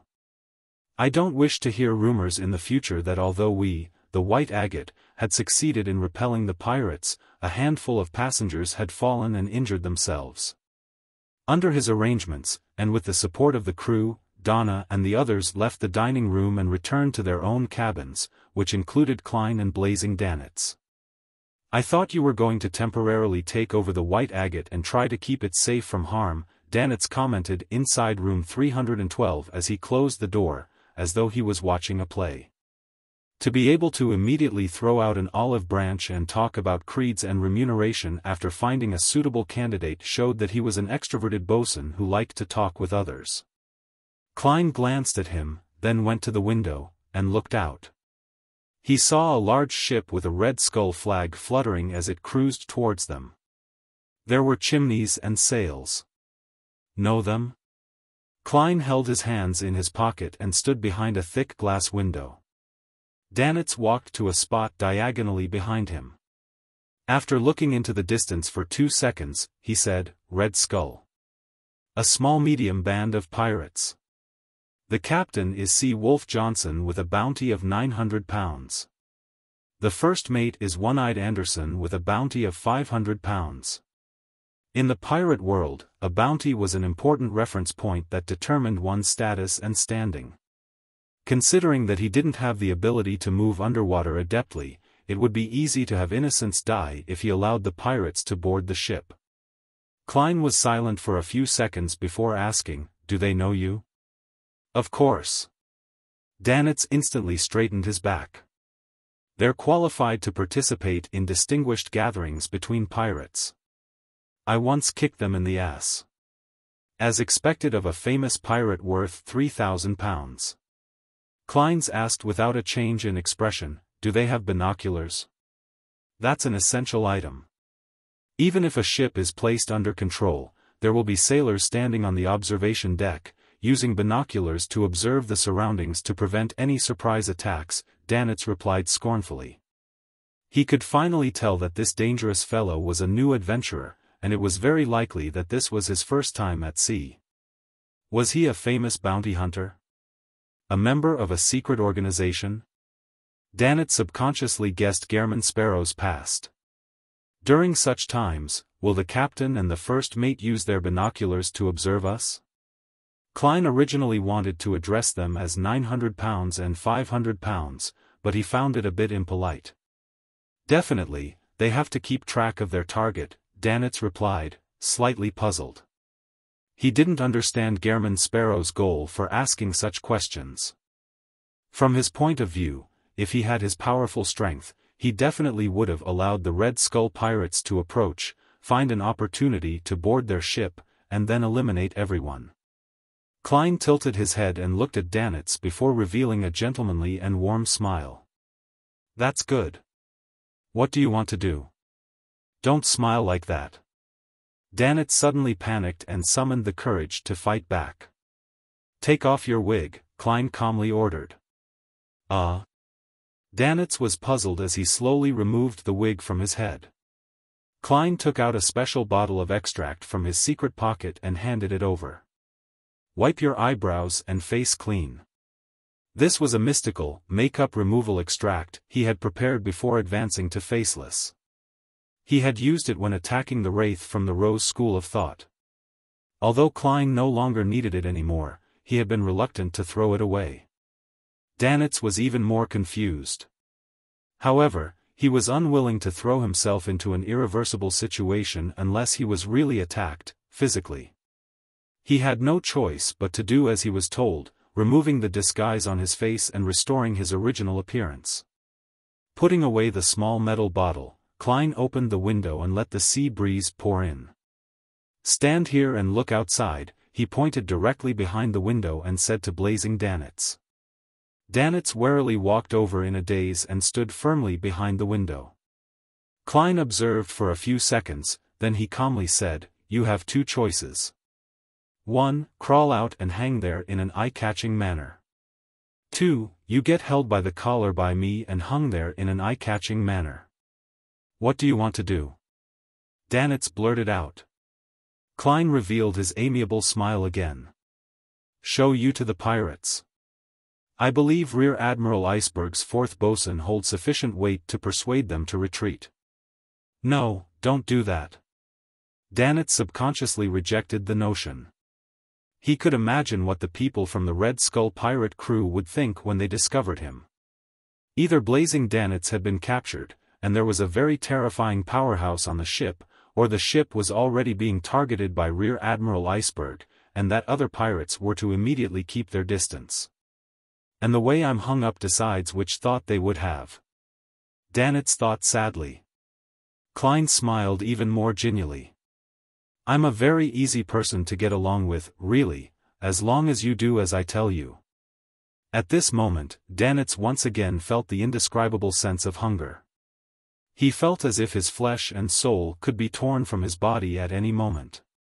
After weighing the pros and cons for a second, he half raised his hands, gritted his teeth, and smiled. "I'll do it myself." Holding back his anger and grievances, Danitz turned and climbed out of the window. Using his balance and strength from years of experience, he hung himself off the cabin with his forearm. "Don't try to escape. I'm not a patient man." Klein's face turned cold as he gently reminded. "Phew." Danitz resisted the urge to release his forearm and jump straight down. On the pirate ship in the distance, the crew responsible for observing the white agate sent a message to Sea Wolf Johnson. "Boss, there's a weird guy hanging out the window over there." Johnson was stunned for a second. He raised his binoculars and placed it in front of his eyes. He quickly discovered the strange fellow who his subordinate was talking about. The man's position was simply too eye-catching. "Isn't that Blazing Danitz?" Johnson's brows twitched as he recognized the man. "How did he get on the white agate? What's the meaning of him hanging outside? This is Rear Admiral Iceberg's prey?" After a series of questions, Sea Wolf came to a conclusion. He raised his right hand and said, "Everyone take note, stay far away from this area immediately." In room 305, Cleves stood by the window with the revolver gripped tightly in his hand as a precaution against the potential sea skirmish. Donna's family was a little frightened. They didn't return to their respective bedrooms, but they instead sat in the living room, waiting for the bombardment to begin. Cecile and the other bodyguard, Teague, stood guard beside them, fully alert. At this moment, a look of confusion appeared in Cleves's slightly aged eyes. After a few minutes, he took a step back, lowered his muzzle, and said to the people, "The pirates have left." "What?" This development left Erdy Branch and the others surprised and confused. They had no idea what the pirates were thinking. Room 312.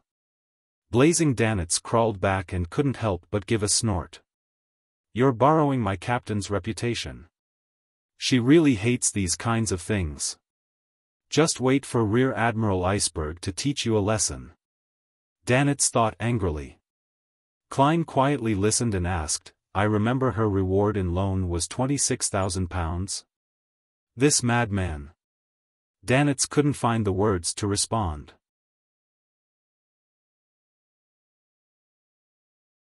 Chapter 505, A Servant Worth £3,000, Captain, the Red Skull Pirates have fled.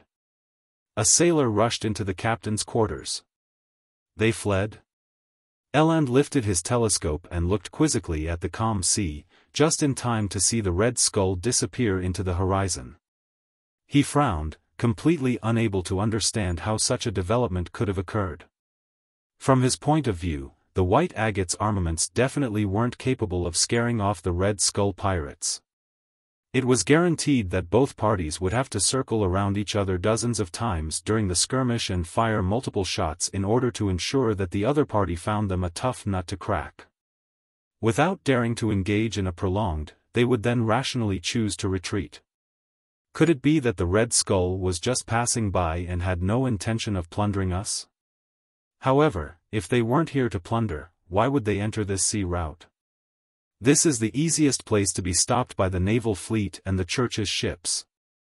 Even the 4 kings and 7 admirals would still try their best to keep a low profile when they pass by the surrounding seas. Eland was filled with doubts, and he felt that things weren't that simple. Being careful keeps one away from disaster. I mustn't be carelessness.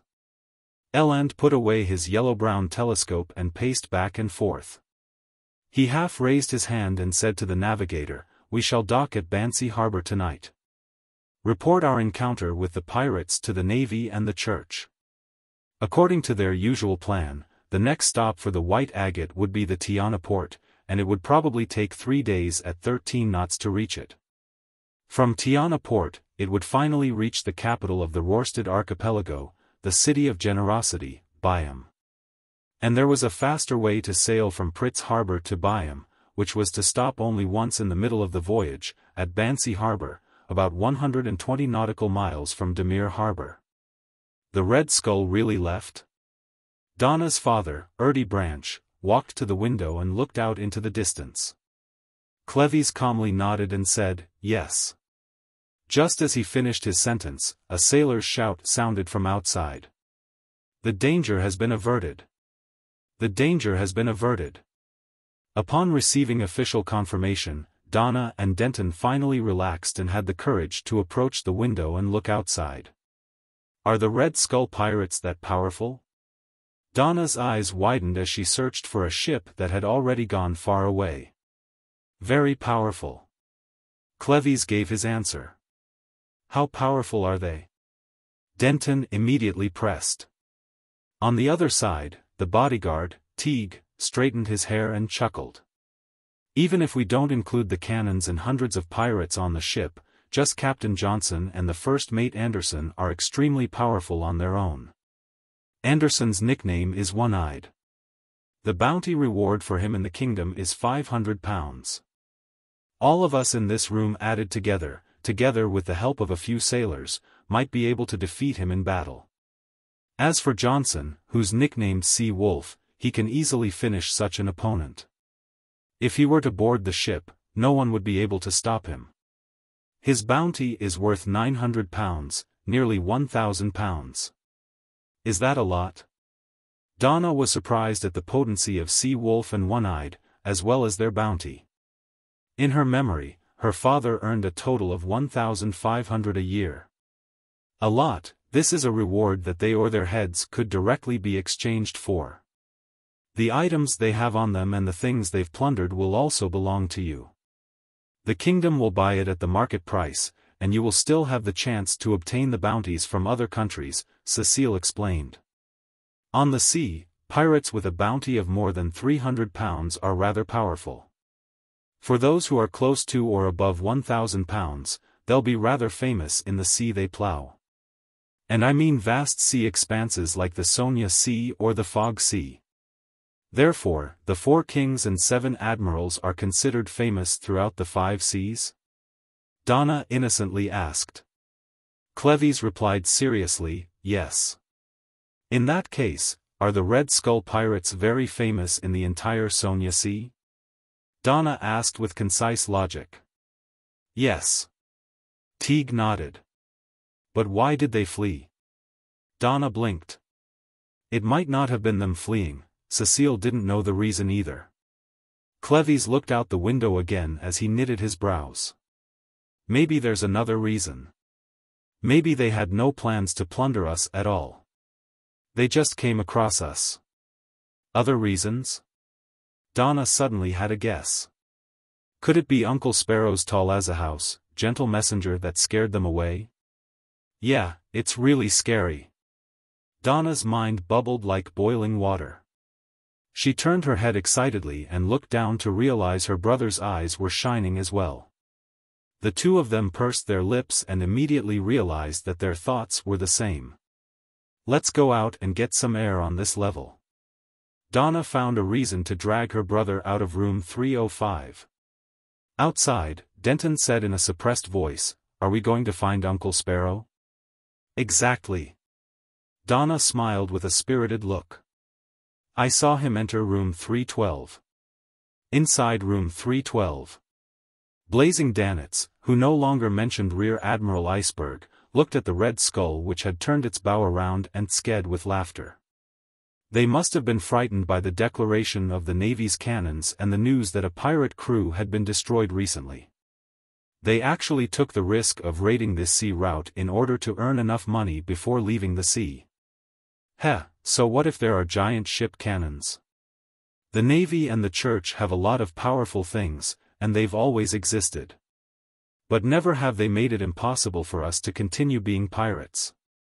We can't beat them head-on, but we can always escape, right? They can't possibly stay with the merchant ships forever, can they? I know, the ironclad warship is getting bigger and bigger, and the steam engine installed in it will also become stronger. One day, the speed will break through 18 knots, 20 knots, and once they're on your tail, one can only wait to be caught. However, the sea is so vast. Tens of thousands of ships can't even fill a corner even if they were all thrown there. There are also a lot of unexplored areas at sea. One can hide in those places after doing something. Although it's dangerous, there are still opportunities. This fellow is indeed the talkative type. Don't you think that a crazy adventurer wouldn't care about these things? Klein looked away and scanned the room. His gaze finally fell on his leather suitcase. He then raised his chin and said, "Wash the dirty clothes inside." The expression on the garrulous Danitz's face froze. He yearned to burn the entire ship down. He felt that his anger was like gushing steam that had lifted the gate of reason. Danitz opened his mouth and took a breath before repeating it again. His flushed face softened as he asked without a smile on his face, "Is that all?" "Only the dirty ones. The coat just needs to be brushed." Klein was almost amused by the man's show of anger, and he felt that this was what Danitz deserved from robbing the innocent. The clothes in his suitcase were the ones he changed out of last night after a shower. As he felt a little lazy, he had only washed his underwear. Calm down, don't lose control. Calm down, don't lose control.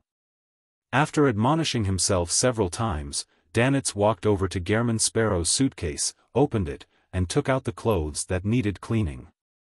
Just as he was getting busy in the bathroom, he heard the doorbell jingle. Klein opened the door to find Donna and Denton. "Uncle Sparrow, I hope I didn't disturb you." Donna's eyes darted left and right. "No." Klein stepped aside. The two little fellows entered the room and were surprised to see Danitz doing the laundry.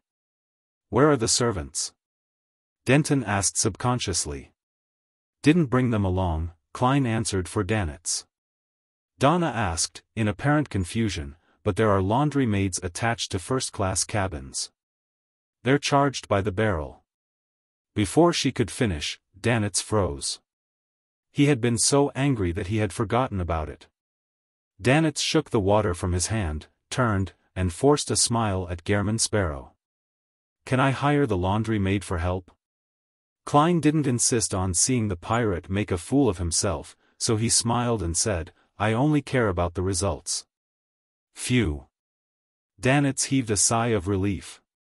Their back-and-forth question-and-answer exchange made Donna realize that something was wrong. The young lady asked in suspicion, "Uncle Sparrow, aren't you two friends?" Why does he look different from before? Klein found a chair and sat down. Without hiding anything, he calmly said, to be exact, he's my prisoner of war. Prisoner of war? Denton looked around in a daze, not remembering when the two uncles had a conflict. At first, Donna was puzzled, but then her heart skipped a beat. She cheerfully asked, Is he a pirate? Yeah. Klein nodded gently. The Red Skull pirates were also scared off by you, Uncle Sparrow? Donna pressed in excitement. Klein shot a glance at Danitz and replied without an expression, in a way.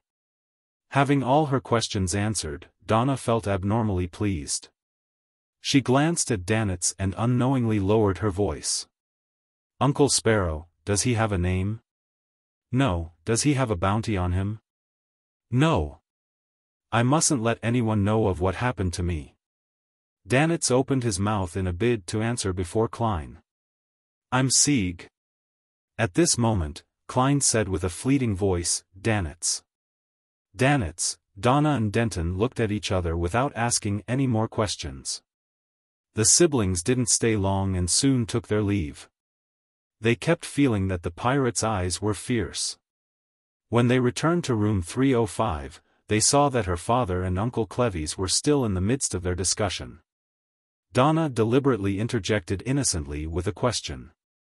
A lot of people were talking about pirates just now. Someone mentioned Danitz. Is he very powerful? Danitz. Blazing Danitz. He's Rear Admiral Iceberg's subordinate, the fourth bosun of the Golden Dream, Cleves answered simply. Upon saying this, he suddenly turned silent as he retracted his gaze, seemingly in recall. A pirate admiral's subordinate. Donna pressed out of curiously, how much is his bounty? Cleves returned to normal and said in a deep voice, 3,000 pounds. 3,000 pounds? Donna and Denton opened their mouths, little by little, almost forgetting to close them. The captain of the Red Skull Pirates only has a bounty of 900 pounds, but the man who looks like a servant is worth 3,000 pounds? The siblings looked at each other, unable to utter a single word. At 6 p.m., the White Agate entered a harbor again. Bansy Harbor? Eland is very cautious. Danitz stood by the window, looking out at the darkened harbor and the tall lighthouse. Without waiting for Klein's response, he laughed and said, It seems like there are some nasty legends here.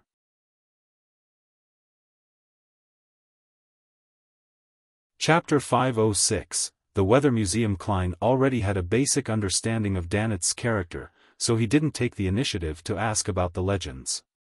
He continued sitting in his chair and calmly looked at him. Danitz, who hadn't been interrupted, shook his head.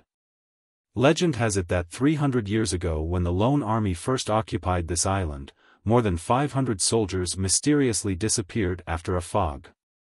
Not long after that, a lot of bones appeared by the beach and on the mountain, and similar incidents happened several times. This continued until the Church of Storms built a cathedral here and sent a bishop. Although historians accredited the official start of the colonial era to when Roselle sent a fleet to find a safe route to the southern continent, in reality, for a long period of time before that, the countries of the northern continent had explored the surrounding seas and gradually colonized a few islands.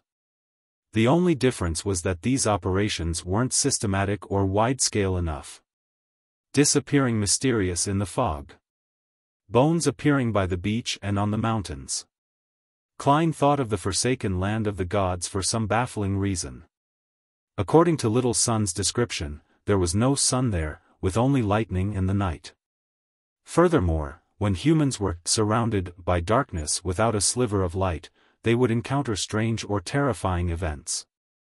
Looking at the lighthouse that stood out in the setting sun, Danitz continued, and according to the tombs and murals excavated on the island, the natives here seem to have a tradition of cannibalism. This island experiences intense weather changes, making it often encounter earthquakes, storms, and heavy fog. Thus, the natives experience disasters time and time again. In order to survive, they began worshipping a god of weather they created for themselves. Every year, they would hold 4 rituals. The rituals involve killing chosen worshippers as they shared in the blood and flesh before burying the worshippers' heads in the sacrificial altar. However, a similar tradition has long since been replaced by the storm sacrificial ritual, and the original language of the natives has also disappeared. God of Weather. A conquered island that had once retained the tradition of live sacrifices. Klein made his preliminary judgment. Danitz retracted his gaze and casually said, because of these legends, there are 2 unique customs in Bansy Harbor. One is to close the door tightly on nights with heavy fog or huge changes in weather. They don't head out or respond to any knocking. The other is that they love the blood of all kinds of animals and have learned from migrating elves to add salt, solidifying the blood into strange lumps which are tender and fragrant when matched with the acrid condiments native to this land. Isn't that blood cake? Klein was stunned for a second, his eyebrows furrowing in puzzlement. Elves? According to the stereotypes he had formed in his previous life, elves were supposed to be elegant vegetarians. How could they research the correct method for eating blood, as well as the 100 methods involved in making blood cakes? That's right. Rumor has it that many elves like solidified blood. Danitz spread out his hands in response. Unfortunately, it's already very difficult to find such creatures who have good culinary skills. Little Sun previously mentioned that the ancient god of the elves, Elf King, Sanayathrim, wielded the authority of the storm. In that case, the elves should be a race equivalent to Beyonders of the Sailor Pathway. So it's not inconceivable that elves enjoy blood-related food. Perhaps, they even possess the attribute of being irritable as well. That's quite a scene to behold. Klein's thoughts raced, and he gradually turned his attention to blood cakes. It's been a while since I ate that. He suddenly had the urge to alight from the ship and taste the delicacy. At this moment, Danitz took the initiative to suggest. There's a green lemon restaurant here that's very famous. Pig blood is especially delicious. Do you want to try it out? He kept having the feeling that being alone in the same room with Gehrman Sparrow was very dangerous. He was worried that this monster in human skin would suddenly go crazy. He should be more restrained in places with more people. Holy Lord of Storms, I hope this trip comes to an end as soon as possible. Danitz prayed without confidence. As a pirate, he also believed in the Lord of Storms, but he didn't have enough respect for the church. After hearing Blazing's suggestion, Klein, who already had such intentions, was immediately moved. However, the legends and customs Danitz had told him of made him feel a little uncomfortable. Thus, he took out a gold coin and performed a divination rite in front of Danitz. The result was that there were no dormant dangers in Bansy Harbor for him. Klein looked at the gold coin in his hand without moving his eyes away for a few seconds. He still felt uneasy. As Danitz watched this scene, he suddenly understood that this monster in front of him was skilled in divination. Even if I were to secretly flee, it would still be very easy for him to find me. Blazing felt a wave of depression as a faint sadness welled up in his heart. He had just recovered from his disconsolate mood when Klein suddenly stood up and walked over to the washroom. Before closing the door, Klein expressionlessly turned his head around and said, "You can use this opportunity to escape." With that, Klein slammed the washroom's door. Danitz spread his hands open and clenched them tightly, took 2 steps towards the door before coming to a halt. The unknown was the scariest. He didn't dare take the risk of creating conflict before he had any clear understanding of Gehrman Sparrow's Beyonder powers. At least he's kind enough to me and hasn't actually hurt me. He'll likely let me go when we get to Byam. Danitz's hopes of him getting lucky had taken hold of his mind. In the washroom, Klein pulled out a paper figurine, disguised it, and took 4 steps counterclockwise to head above the gray fog. He sat down at the end of the long bronze table, removed the pendulum from his left wrist, and wrote the corresponding divination statement, there is danger dormant in Bansy Harbor. He hung his spirit pendulum and adjusted his posture. After muttering a few times, Klein opened his eyes and saw the topaz pendant rotating clockwise. Furthermore, it was with a high amplitude and frequency. This meant that for Klein, there was a great danger lurking in Bansy Harbor. How could this be? This place was colonized by the kingdom for more than 300 years, and it has become an important port on the main trading route for over 100 years. There have never been any rumors of danger being spread. Could it be that several powerful pirates are cooperating to sack this port? No, those cannons defending the port aren't for show. Klein frowned, performing another divination on whether he would encounter any pirate-related mishaps, but the answer was no. He fell silent for a few seconds, then he allowed his spirituality to envelop his body before plummeting through the gray fog. Returning to the real world, Klein pressed the mechanical button on the toilet, put away the paper figurine double, and went to the nearby washing basin to wet his hands with water. In this short period of time, he quickly sorted out his thoughts and decided to do his best to hide. His priority was to stay safe. Pulling out a tissue and wiping his hands, Klein opened the door and saw that Danitz was still standing in the middle of the living room. A pirate who's cautious to the point of being a little cowardly. In a sense, Rear Admiral Iceberg's subordinates are all adventurers who are part-time pirates. Klein looked at him and calmly said, "To the first-class dining room." "All right."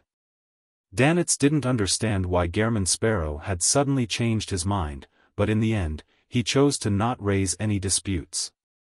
Walking down the gangway, Cleves suddenly said to Donna and the others, "Head to the Green Lemon restaurant first.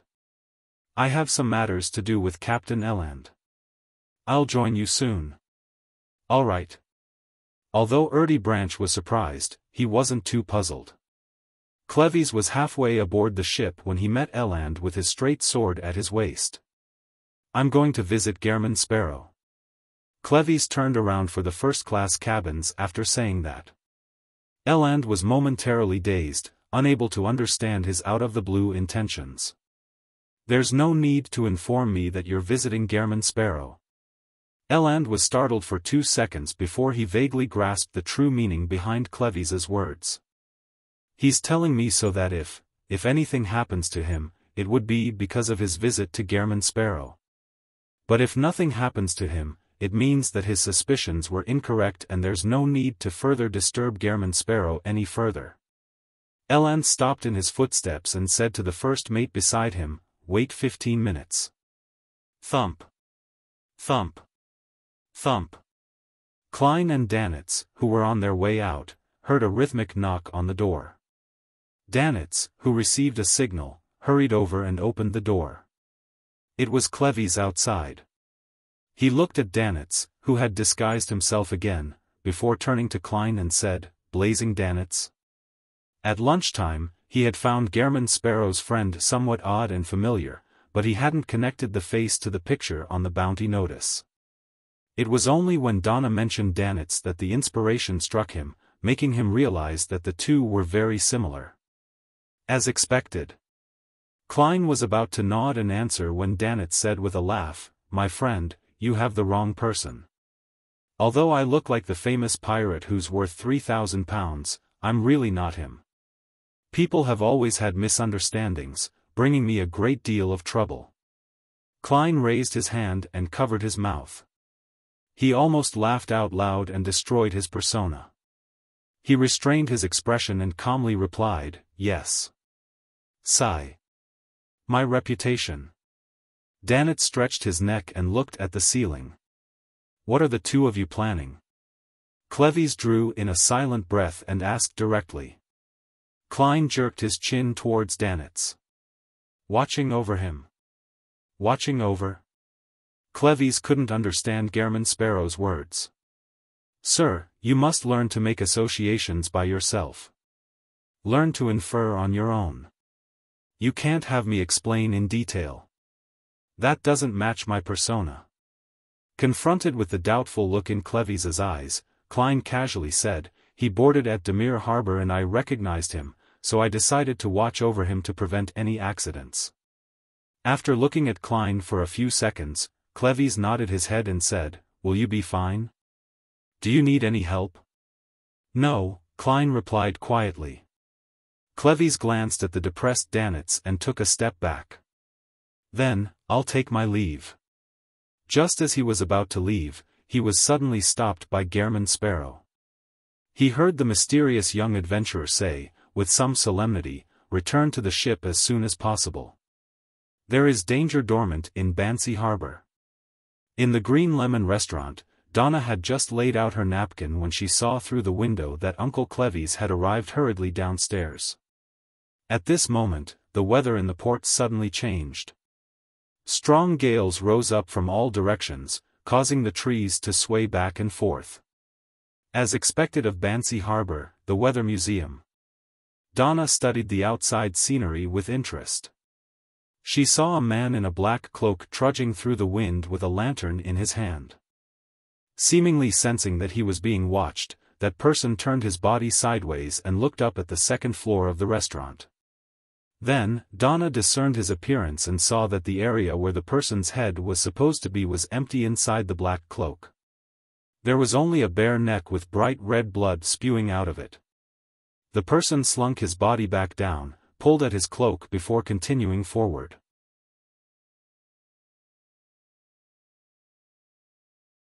Chapter 507, Bansy Harbor in the wind. Donna jerked back, her pupils constricting, her mouth half open as her scream reached her lips. If she hadn't seen the messenger before, then she would have long lost control of herself and staggered to her feet in terror, unconcerned whether she would flip over the tables or chairs. Fortunately, she was no longer the young lady who was completely ignorant of the matters of the sea when she first boarded the White Agate. Her voice had only become slightly sharper as she pointed outside the window and stammered, "There's a zombie. A headless zombie." She used the most commonly seen zombie in folklore to describe the terrifying thing she had just seen. Cecile shot to her feet and rushed to Donna's side. She looked curiously out of the window where the raging wind was blowing and observed for a few seconds. "There's nothing," she said truthfully.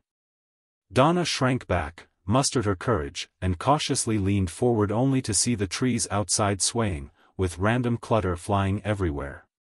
There wasn't a single pedestrian. There really was someone there. He was wearing a black cloak, and he had no head. His neck was bleeding. Donna said while gesturing in an attempt to convince the adults in the room. Her father, Erdy Branch, propped himself up from the table, went to the window, and looked out for a moment. "Donna, you aren't allowed to read that Font's Horror Stories anthology anymore tonight." But Donna felt aggrieved and wanted to defend herself. At this moment, Cleves came up to the second floor and approached, asking, "What happened?" Donna said she saw a zombie, a headless zombie. The other bodyguard, Teague, explained with a chuckle. Cleves was silent for 2 seconds, then he nodded at Donna. "It's okay, this shall pass. The wind outside is very strong and dangerous. We'll leave when things calm down." In the eyes of Donna, Uncle Cleves's words indicated that he believed her and had chosen the safest solution. But in the eyes of Erdy, Teague, and the others, this was merely a clumsy tactic to comfort a child. Seeing that Donna was still a little nervous and that his real employer wasn't too satisfied, Cleves pulled out a chair and sat down as he calmly said, "There's a strange tradition in Bansy Harbor. They don't leave the buildings or respond to any knocks on the door when the weather turns stormy at night. If you open the door, will you be taken away by the zombie?" Denton suddenly asked in enlightenment, having seen the messenger with his sister. "You can think of it that way." Cleves picked up a glass of water and took a sip. "So that's how it is." Donna calmed down, believing that she wouldn't encounter that horrible zombie as long as she didn't leave the restaurant. It was only then that she noticed that the surrounding customers had all cast their gazes over due to the commotion. Being stared at by so many people, Donna felt uncomfortable from head to toe. She instinctively wanted to lower her head to avoid everything. I didn't do anything wrong. I really saw it. Donna obstinately straightened her neck and looked around. She saw the gentlemen in tailcoats and the ladies in their beautiful dresses retract their gazes. She saw them lower their heads, pick up their spoons, and scoop the dark red blood blocks in their bowls to stuff into their mouths. Their lips were stained with a tinge of red. Their faces appeared pale under the light of the crystal chandelier. The contrast between the two made Donna feel an inexplicable sense of fear. She turned her head back and waited for dinner, secretly praying to the goddess that the gale would cease as soon as possible. Bansy Harbor Telegraph Office. As soon as Eland and his first mate finished sending their report to the Navy, they realized that the wind outside was howling and that the nearby doors and windows were rattling. Really, the weather here is always so unstable. Eland put on his boat-shaped hat and sighed with a laugh. His first mate, Harris, laughed out loud. Otherwise, how could they call themselves the Weather Museum? It's best if you don't head out. Legends say that you'll lose your head because of that. The telegraph office's staff, a young lady with curly brown hair, reminded them in a slow voice. I know, but I've tried a few times and nothing happened. Without a care, Harris opened the door to leave. Eland stopped him and thought for a moment. Will it be okay to go to the cathedral next door? Your telegraph office will be closing, right? No problem. The lady with the curly brown hair was still as slow as ever. Eland nodded, opened the telegraph office's door, and trudged toward the Storm Cathedral, dozens of meters away, against the gusts of wind that seemed to be capable of sweeping away a child. First Mate Harris, who was holding onto his hat, followed the captain as if to express his desire to rush directly back to the White Agate. However, the moment he opened his mouth, strong gales gushed into his mouth and his whole voice was miserably stuffed back into his mouth. After croaking for a while, he wisely shut his mouth and stopped making obviously unrealistic proposals. It was still 15 minutes to 7, and even in the evening, the main doors of the Storm Cathedral were still open for its congregation. The gale weakened significantly when it reached the area. At the very least, Eland and Harris no longer had to worry about their hats abandoning them. Upon entering the cathedral, they walked down the dark and solemn aisle. They stepped into the prayer hall and saw a man in a dark blue priest robe sitting in the front pew. He was quietly gazing at the huge storm's sacred emblem, made up of the symbols of the wind, waves, and lightning, on the altar. Eland smiled as he moved closer, patting the familiar figure on the shoulder. Jace, where's your bishop? With that pat, the priest's head wobbled. Then, it fell forward, and with a loud thud, it fell to the ground, continuously rolling about. Blood gushed out of the priest's neck like a fountain, soaking Eland's face. A cold and damp feeling reached his heart, and Eland's eyes were blinded with a rich red color. All that was left in his line of sight was a world of blood, as well as a head that had finally stopped rolling and was staring upwards with a glazed look in its eyes. At 7:15 p.m. Klein and Danitz, who came out of the first-class restaurant, noticed that the wind which had been shaking the boat had calmed down considerably. After thinking for 2 seconds, Klein walked all the way to the entrance of the cabin and asked the crew, "Who else isn't back?" The crew member had seen this passenger enjoy the delicious Murloc meat with the captain, so he didn't hide anything as he said, "Other than the Branch family and the Timothy family at the Green Lemon restaurant, all the other passengers have returned before the gale started." "Heh, that place is quite far away, and it also takes quite a long time to dine there." "Oh right, Captain and First Mate went to the telegraph office, but they haven't returned yet." Klein nodded indiscernibly and returned to room 312 in silence. He stood by the window, looking at the waves that were stirred by the wind. Even without using the mysterious space above the gray fog to divine, his own spiritual intuition made him vaguely sense that something bad was brewing and happening. After waiting another 5 minutes, he still didn't see Captain Eland and Donna's family return. Klein glanced sideways at Danitz, making the famous pirate slouching in the reclining chair sit up straight. Klein looked away, said nothing, and went into the washroom. He closed the door behind him, took out the paper figurine, disguised himself, and went above the grey fog, ready to make another divination. Before, he had considered the potential risks of Bansy Harbor, but now, after the wind had picked up, he intended to confirm the current level of danger. Bansy Harbor is dangerous. Klein held the spirit pendulum and began to recite the statement in a low voice. After repeating this over and over again, he opened his eyes and discovered that, although the topaz pendant was rotating clockwise, it wasn't spinning at a fast frequency or with large amplitudes. There's danger, but it's within acceptable limits. This is in contradiction to the revelation from before. Klein whispered to himself as he leaned his elbows on the edge of the long bronze table. He quickly thought of one possibility, and that was that the current danger wasn't equal to the dormant danger. Only by triggering something or investigating it thoroughly would the iceberg hidden beneath the sea appear. This dormant danger might have existed for 300 or 400 years, or perhaps even longer, and not because of my arrival. The current danger might even have nothing to do with the dormant danger. It's a pity that I don't have the necessary information to make a divination based on this conjecture. After interpreting, Klein quickly returned to the real world, left the washroom, and found a chair to sit on. He was silent, hesitant, and didn't move for a long time, which made Blazing Danitz feel strangely uneasy. Ever since Gehrman Sparrow mentioned that there was danger lurking in Bansy Harbor, this infamous pirate had been constantly worried.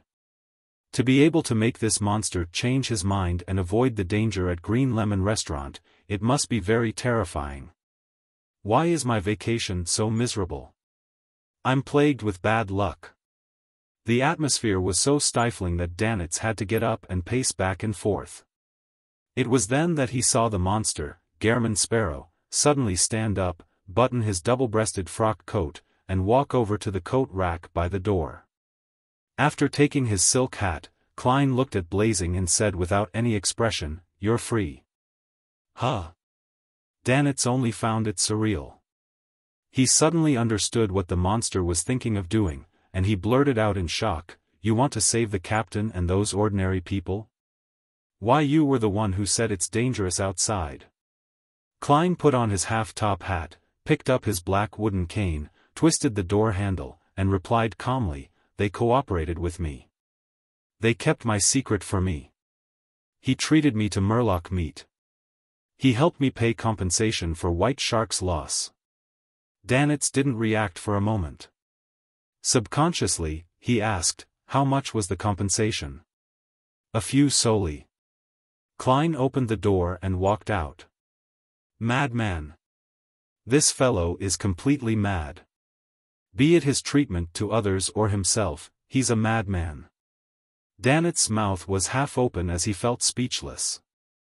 Luckily, I'm a normal person. I'll stay in a safe place. Danitz retracted his gaze and thought in mockery and amusement.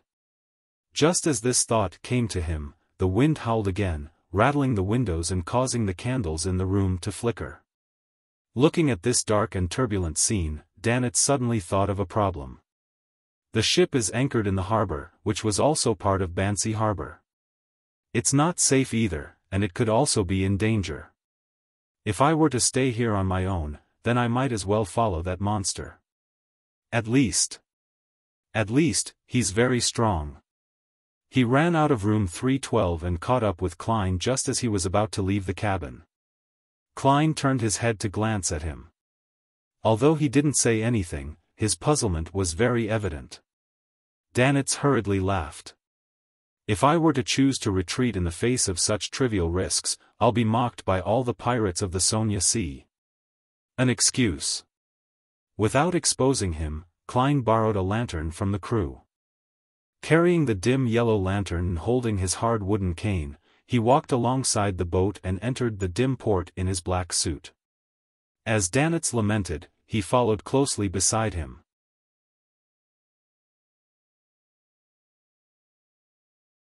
Chapter 508, Don't Go Out. Unlike mainland cities such as Backlund, Tingen, and Pritz Harbor, colonial islands such as Bansy Harbor lacked gas. The lamps lining the two sides of the street were sparse. They had candles caged in glass, waiting to be lit. Unfortunately, the wind had picked up early, so no one went out in the evening. The candles didn't shine at the predetermined time, and the road was pitch black. The faint outline of the crimson moon shone through the clouds. Compared to before, the wind was much calmer. At the very least, Klein didn't need to be distracted keeping his hat on. The thin fog gradually pervaded the air, and the doors and windows of the mainly two-story houses were shut tight. It was pitch black and devoid of any light, as though no one had lived in the area for a long time. With a yellow lantern in one hand and a hard wooden cane in the other, Klein walked quickly down the quiet street in the direction of the Green Lemon restaurant which Blazing Danitz had pointed out. Whoosh! Amidst the fog, the wind began to swirl as Klein felt a baffling chill down his neck. He lifted his right hand, which held the cane, and propped up the collar of his double-breasted frock coat, completely covering his neck. It was at this moment that a scene suddenly appeared in his mind. In the scene, a black shadow the size of a watermelon appeared from the fog and lunged for his ear. Without thinking, Klein swung his arm and forearm and struck out with his cane. Bam! Just as the black shadow came close, it was struck head-on and sent flying a long distance away. With the help of the lantern's light, Klein finally recognized the thing that had attacked him. It was a head. It was a head that had lost its body, a head that had its esophagus hanging down. The head floated in midair, its face resembling dried cheese with mildew all over it. There was a yellowish-green liquid flowing down its skin as it outlined the face's contours. There were only two black holes left where its nose was supposed to be. Its bulging eyes were mostly white without much black. Its lips were mostly rotten, revealing sharpened teeth mixed with blood. Dog's hit. Blazing Danitz silently cursed when he saw this scene, his heart trembling. Even though he had embarked on many treasure hunts and had fought many monsters, such a disgusting and horrifying thing was still rare. At some point in time, a classic revolver had appeared in his hand, and he was about to fire it with his elbow held down. At this moment, he saw a pure ray of light descend from the sky, landing on the somewhat stiff head. Ah! A blood-curdling screech rang out, and the shriveled and hideous head was quickly vaporized before dissolving into ashes. It didn't leave a single trace behind. How weak! Danitz subconsciously commented. Is this monster, Gehrman Sparrow, from the Sun Pathway? Doesn't look like it. He likely relied on what should be some sort of mystical item. I didn't even realize it just now, but Gehrman Sparrow had already discovered the enemy and attacked. He really is very strong. Danitz quickly turned his attention to something else. Just as his thoughts were settling down, he saw a similar head fly out from the fog to his side from the corner of his eye. It was trying to bite his neck. Bang! Danitz calmly pulled the trigger. The brass bullet accurately hit the head covered in mold, shattering the head's glabella as it fell backwards and stopped in midair. Soon after, a crimson ball quickly expanded above Danitz's empty left palm, and a fiery light began to swirl. He leaned forward and dragged his arm before throwing the fireball, causing it to crash into the stiff head. Flames soared up as the head burned red. The skin on the head quickly charred, emitting a sizzling sound. However, it lunged forward with its mouth wide open, ready to bite Danitz's neck as though it wasn't affected. This turn of events was somewhat out of Danitz's expectations. He nearly failed to dodge in time, and he hurriedly rolled forward, barely dodging fatal damage. A bright scarlet color appeared on his left palm once again, but the flame didn't expand this time. Instead, it shrunk, layer by layer. Within a second, Danitz threw out the orange fireball, which was only the size of an eye, while dodging. The fireball was controlled by his spirituality. It drew an arc in the air and accurately flew into the mouth of the shriveled head. Boom! The fiery light flashed, and the explosion splintered the flying head from the inside out. Countless pieces of it, along with its blood, splashed everywhere. "I've finally finished it." Danitz rolled to his feet and breathed a sigh of relief. Only then did he realize that this monster which only had a head wasn't easy to deal with. Yet, Gehrman Sparrow had killed one with ease. It's mainly because the Beyonder powers in the Sun domain restrained such things. Danitz added scornfully in his heart. As he thought of this, he turned his head to the side and realized that Gehrman Sparrow hadn't waited for him. With his cane and lantern, he was jogging into the distance, his black coat fluttering behind him slightly. "Dog's hit. Wait for me. Wait for me." Danitz's pupils contracted as he widened his pace to chase after the man. He didn't dare to stay on his own in the thin fog and dim surroundings. Inside the Green Lemon restaurant, Donna looked at the white porcelain bowl in front of her and the dark red blood cakes in it. She thought of the strange horror she felt when seeing the customers eating just now, as well as the blood oozing out of the headless cloaked man's neck. Her throat moved and she almost vomited. Donna decided to give up the delicacy, even though the fragrance had already seeped into her nose. She ate some salad and mashed potatoes without much thought and waited for the wind outside to die down. She felt the clock on the wall moving ever so slowly. Time passed by the second. The customers at the table paid their bills and left the second floor. The second floor became quieter and quieter as it turned emptier and emptier. Thud. Thud. Thud. Donna felt that the sound of feet on the wooden steps as they descended were frustrating. Finally, she noticed that the trees outside were no longer swaying, and the ground was littered with all sorts of junk. "The wind has stopped," Donna said, pointing excitedly to the window. Her father, an import and export merchant, Erdie Branch, pinched his forehead and growled, "Where's your table manners, Donna?" But, just as Donna was about to argue, Cleves raised his palm and pressed it down. "It's 7:40 p.m. and we're almost done with dinner. Let's head back as soon as possible." There are many nasty legends about the night in Bansy Harbor. Every merchant who depended on the sea for a living was more or less superstitious, especially when it came to the legends of the natives. Therefore, Erdie fell silent and agreed with Cleves's suggestion. He quickly foot the bill and led his family and bodyguards down to the first floor. Cleves was about to open the door to find his way when a creaking sound came from a nearby room. Donna almost screamed out in fright and gripped Denton's hand tightly. A figure walked out, glanced at them, and calmly said, "It's fogged up. It's best not to go out." The figure wore a black tailcoat without a hat. There was a pair of glasses on the bridge of his nose. His face was fleshy and almost circular. "What are you trying to convey, Mr. Fox?" Cleves recognized him to be the owner of the Green Lemon restaurant. Fox said without much of an expression, "In Bansy, during the nights when the fog and weather drastically changes, it's best not to go out or respond to any knockings. Otherwise, one might encounter bad things." The more Donna listened, the more scared she became. She loudly emphasized, "People have already left ahead of us." Fox pointed to the rooms on the first floor. "They chose to stay." Creak. Thud. As soon as Fox's voice fell, the doors to the various rooms opened either softly or heavily. The gentlemen and ladies from before came to the doors and quietly watched Donna and her family, who were considering to leave. "Perhaps we should respect the customs here," Erdie Branch said in deliberation. "Staying a night here won't affect our boarding of the ship."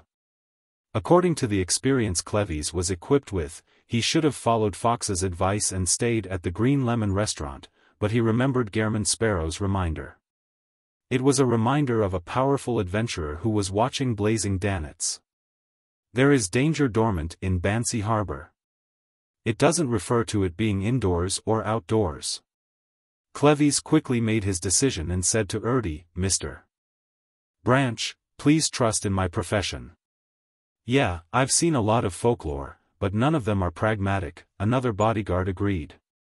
Before he finished his sentence, knocking sounds came from the restaurant's door and a series of screams could be heard from afar.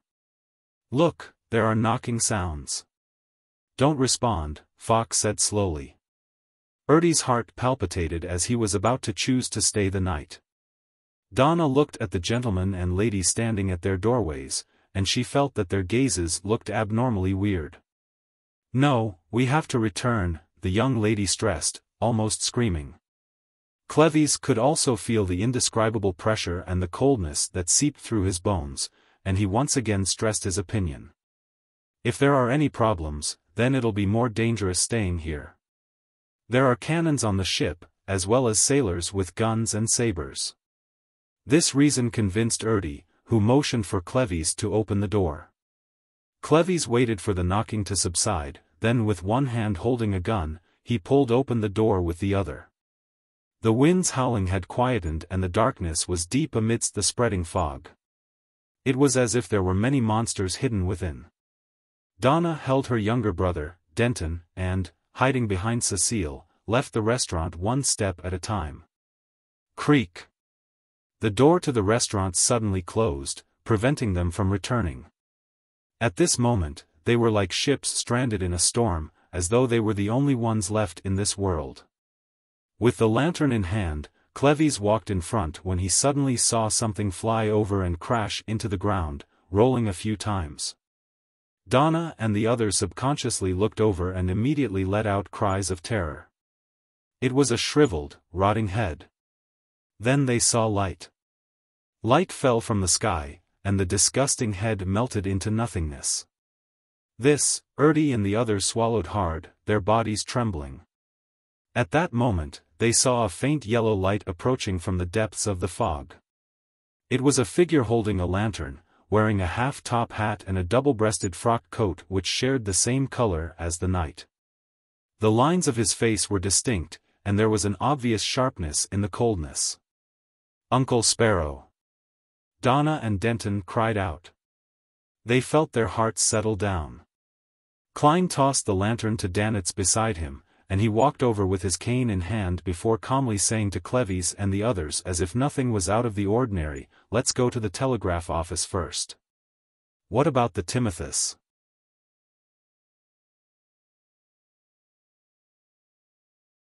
Chapter 509, Request, Timothus? "They're still in the restaurant," Ertie Branch subconsciously replied. He then pointed to the area where the moldy head had been purified and anxiously asked, "What was that just now?" Maintaining Gehrman Sparrow's persona, Klein didn't answer and glanced at Danitz before walking directly past Donna's family to the tightly closed door of the Green Lemon restaurant. Blazing Danitz held his lantern and was relieved having finally completed a goal. He straightened his back, looked at Ertie and the others, and scoffed. "You don't have to worry about what that was. Just know that it's a monster that will harm you." If Gehrman Sparrow wasn't only a few meters away, he even wanted to proclaim, "Only I, Lord Blazing Danitz, can protect you." Cleves exchanged glances with Cecile and Teague before taking the initiative to step forward. He comforted his employers and said, "Leave your questions to after we get back to the White Agate." Frankly speaking, the three bodyguards had all been adventurers for varying periods of time. However, their understanding of monsters was still stuck at the level of folklore or stories of their drunken peers. They still found it rather surreal, as though they were in a dream. However, since they had seen creatures like murlocs before, it wasn't that hard to accept other things. At most, they were a little weirder and uglier than murlocs. When they thought of this, their hearts calmed significantly, and the guns in their hands seemed to regain their strength. However, the pure light that descended from the sky still exceeded their scope of understanding. They only felt that their worldview, outlook on life, and values that had long been formed had begun wavering. All they could do was temporarily ignore it, suppressing all their emotions to the bottom of their hearts. Klein stopped at the door of the Green Lemon restaurant, raised his right hand, and tapped it with his fingers. Thump. Thump. Thump. After he knocked 3 times in a rhythmic fashion, no one answered and there was silence. If not for the candlelight shining through the windows and the cracks in the door, Klein would have thought it was an empty building that had long been abandoned. Thump. Thump. Thump. He knocked 3 more times. Within the restaurant, the silence continued. Everyone seemed to be abiding by the custom of not responding to any knocking in foggy weather. Klein retracted his right hand and patted the hem of his double-breasted frock coat. Suddenly, he leaned back, lifted his knees, and kicked his right foot forward. With a bang, the restaurant's door suddenly opened wide, and all the nails that had fixed the copper lock popped out. Wearing a tailcoat, the boss, Fox, with his pudgy, nearly round face was still standing in his original position. The ladies and gentlemen who had chosen to stay the night all opened the doors one by one and stood quietly at the door, looking over without a word. "What do you want?" Fox didn't flare up, his tone the same as before. However, he had a revolver in his hand. With his spirit vision activated, Klein turned his head and looked around. He didn't find any traces of evil on any of the humans present. His gaze landed on the boss of the restaurant, and his gaze turned heavy. He looked into the owner's eyes and asked, "Where's the Timothy family?" Fox repressed his emotions, as though a storm was brewing in his dark brown eyes while he looked at the man for 2 seconds. Finally, he unnaturally turned his head and said, "There's another table. Foreigners. Upstairs." "Get them to come down," Klein ordered coldly. Fox was silent for a few seconds, until the man quickly drew his gun and aimed it at his head. He took a deep breath and sent a waiter up to the 2nd floor, leading the Timothy family down the stairs. What happened?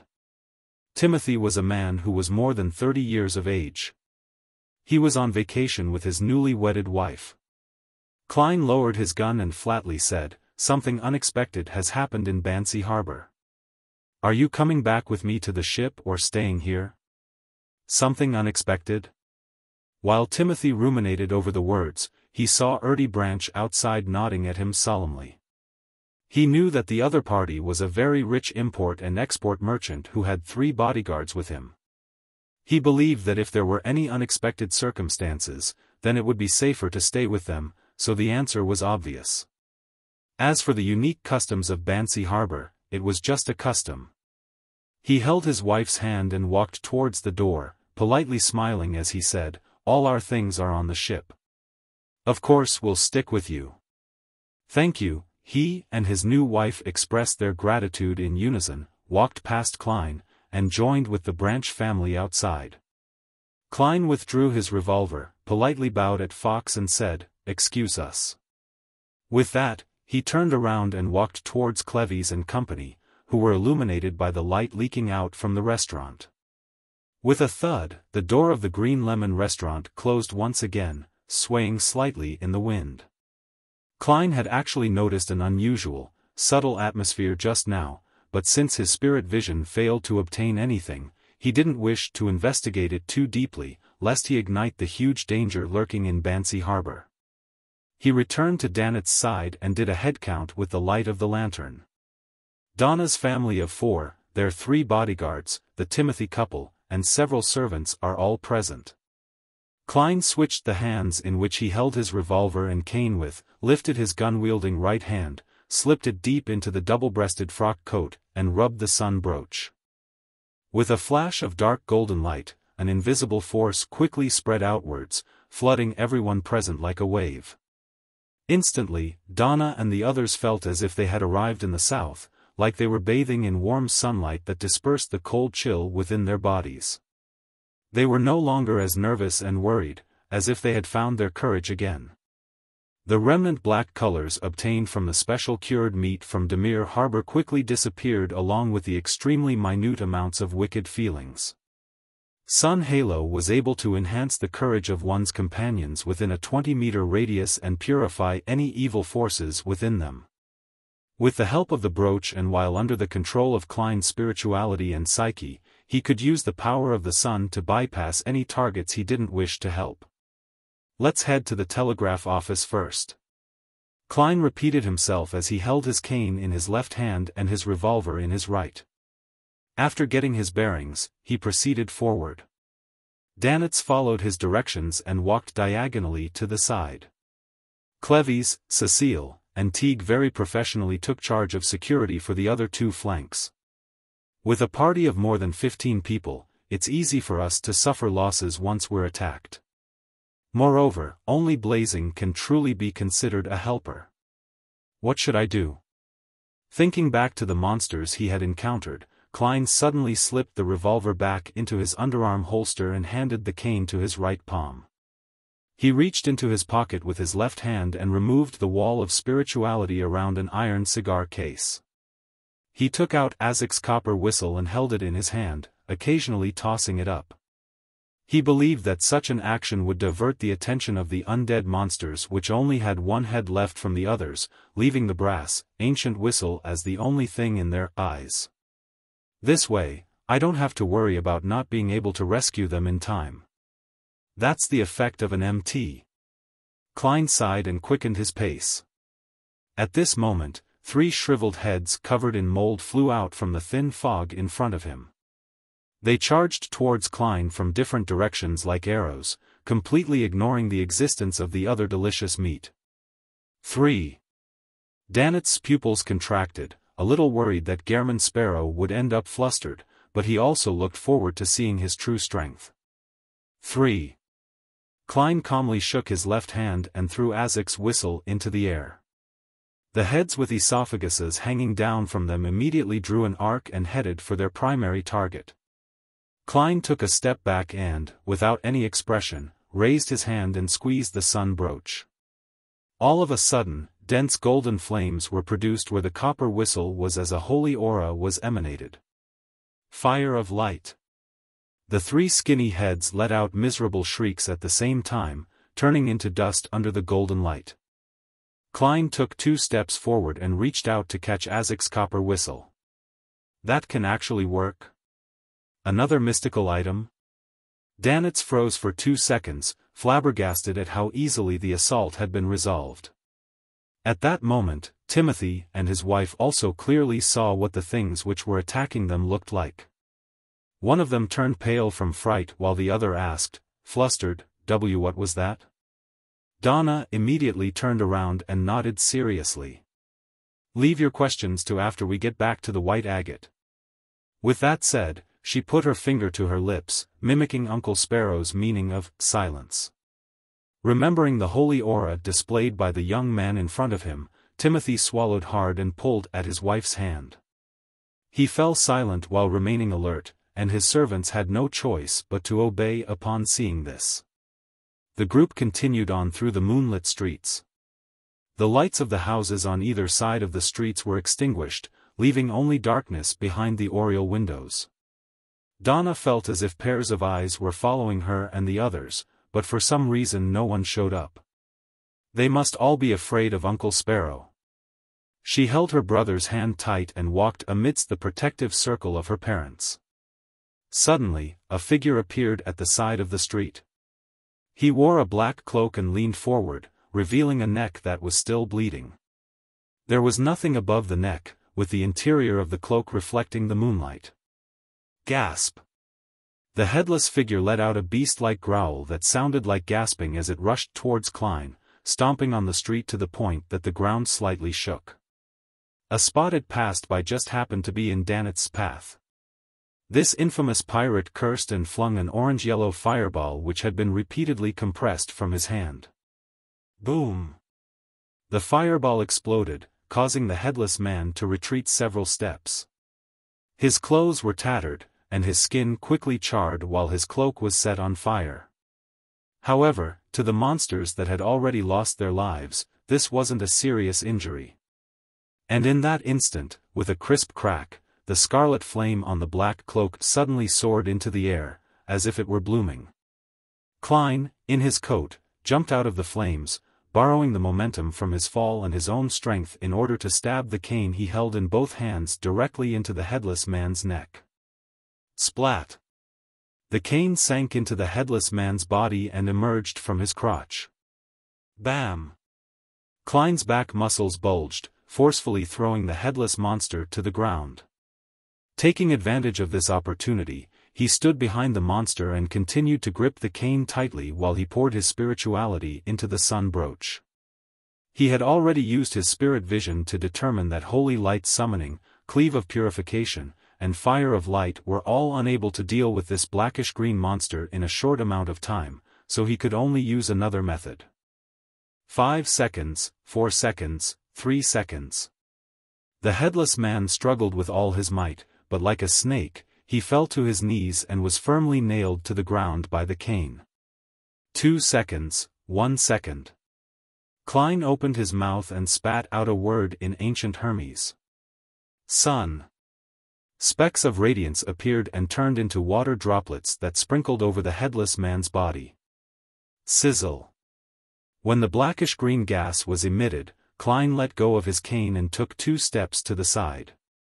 Within the sparse rain, the headless man continuously twitched before finally calming down, eventually melting into a pool of blood. No beyonder characteristics. This means it's not the real enemy. At most, it can be considered as a created servant. Klein withdrew his cane, turned, and walked back to the group. So cool. Denton let out a belated cheer. Donna's eyes sparkled. He was still borrowing the powers of a mystical item. However, his phasing away during the flames has indicated his true strength. He really isn't easy to deal with. Blazing Danitz retracted his gaze, feeling that his decision not to mindlessly run off had been extremely wise. 7 or 8 minutes later, the group that cleared out 2 more waves of monsters arrived at the Bansy port's telegraph office. Cleves took the initiative and knocked on the door. "Who is it?" A gentle female voice came from inside. "We're looking for the captain of the White Agate, Mr. Eland," Cleves answered through the door. In the quiet night, the woman's voice spoke at a moderate pace. "He and his first mate went next door to the cathedral." The person speaking sounds odd, or is she like that only on similar nights? Klein flicked a gold coin and confirmed that she wasn't lying. As they were preparing to leave, the female voice in the telegraph office hesitated and said, Can you guys help me take note of someone? He's my colleague. He went out before the wind started tonight, and never came back. His name is Pavo Court."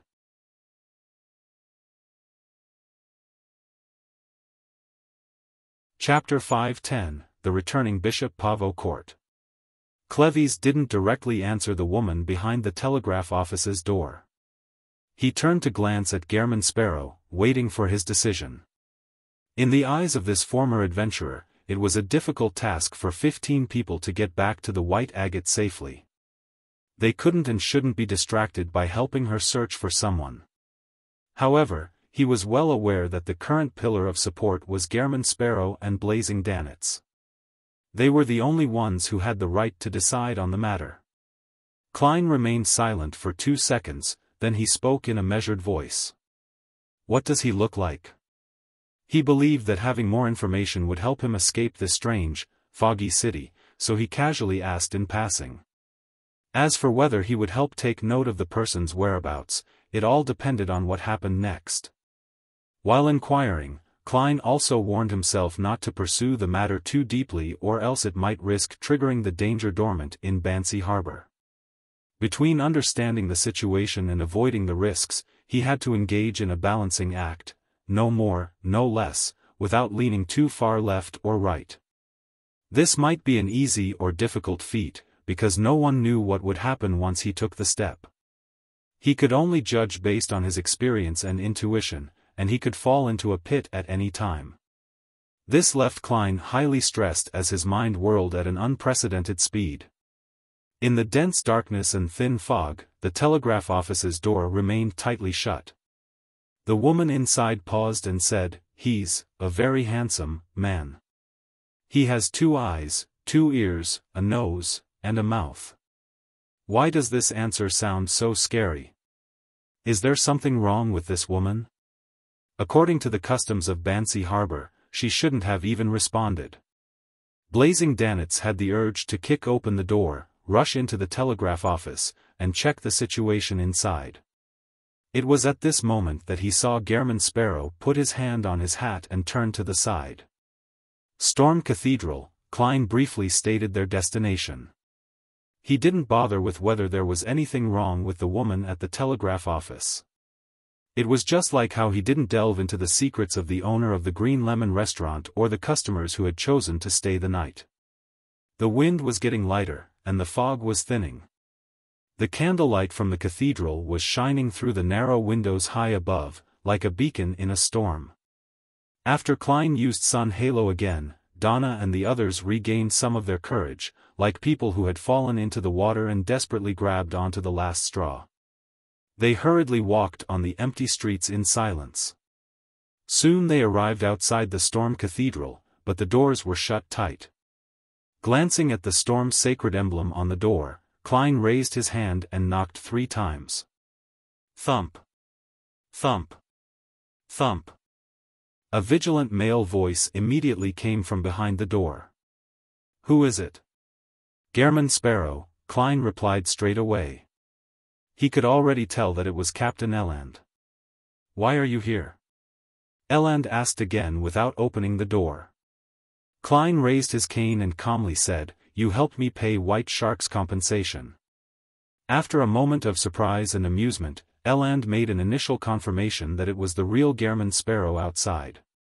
At the very least, even a monster adept at disguising wouldn't have known something that was privy only to the two of them.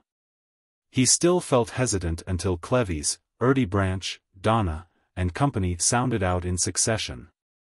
Only then did he relax and allow his first mate, Harris, to unlock and open the door. A heavy clunking sound rang out, and Klein saw Eland in his boat-shaped hat, sword in one hand, and musket in the other. "Something happened here too?" he keenly asked, based on his conclusion from the situations from before. Eland stepped aside to let Donna and the others in. Then he pointed at the prayer hall and said, "The priest I knew, Jace, died in there. He was decapitated, and Bishop Millet is nowhere to be found. Same for the other priests. Also, the servants in the church are all gone. A dead priest with a missing bishop? The whole cathedral is devoid of the living? This is a little problematic." Klein gripped the cold Azik's copper whistle, his heart sinking. Of course, he was very clear that the priest and the bishop weren't the main force of the Church of Storm that managed Beyonder matters in Bansy Harbor. Underneath this cathedral, there was definitely a mandated Punisher team formed out of 6 to 8 Beyonders, as well as an indefinite number of sealed artifacts. Even high-sequence Beyonders wouldn't be able to wipe out this force in a short span of time without causing a stir. As long as they're alive and able to use sealed artifacts, the problem shouldn't be too terrible.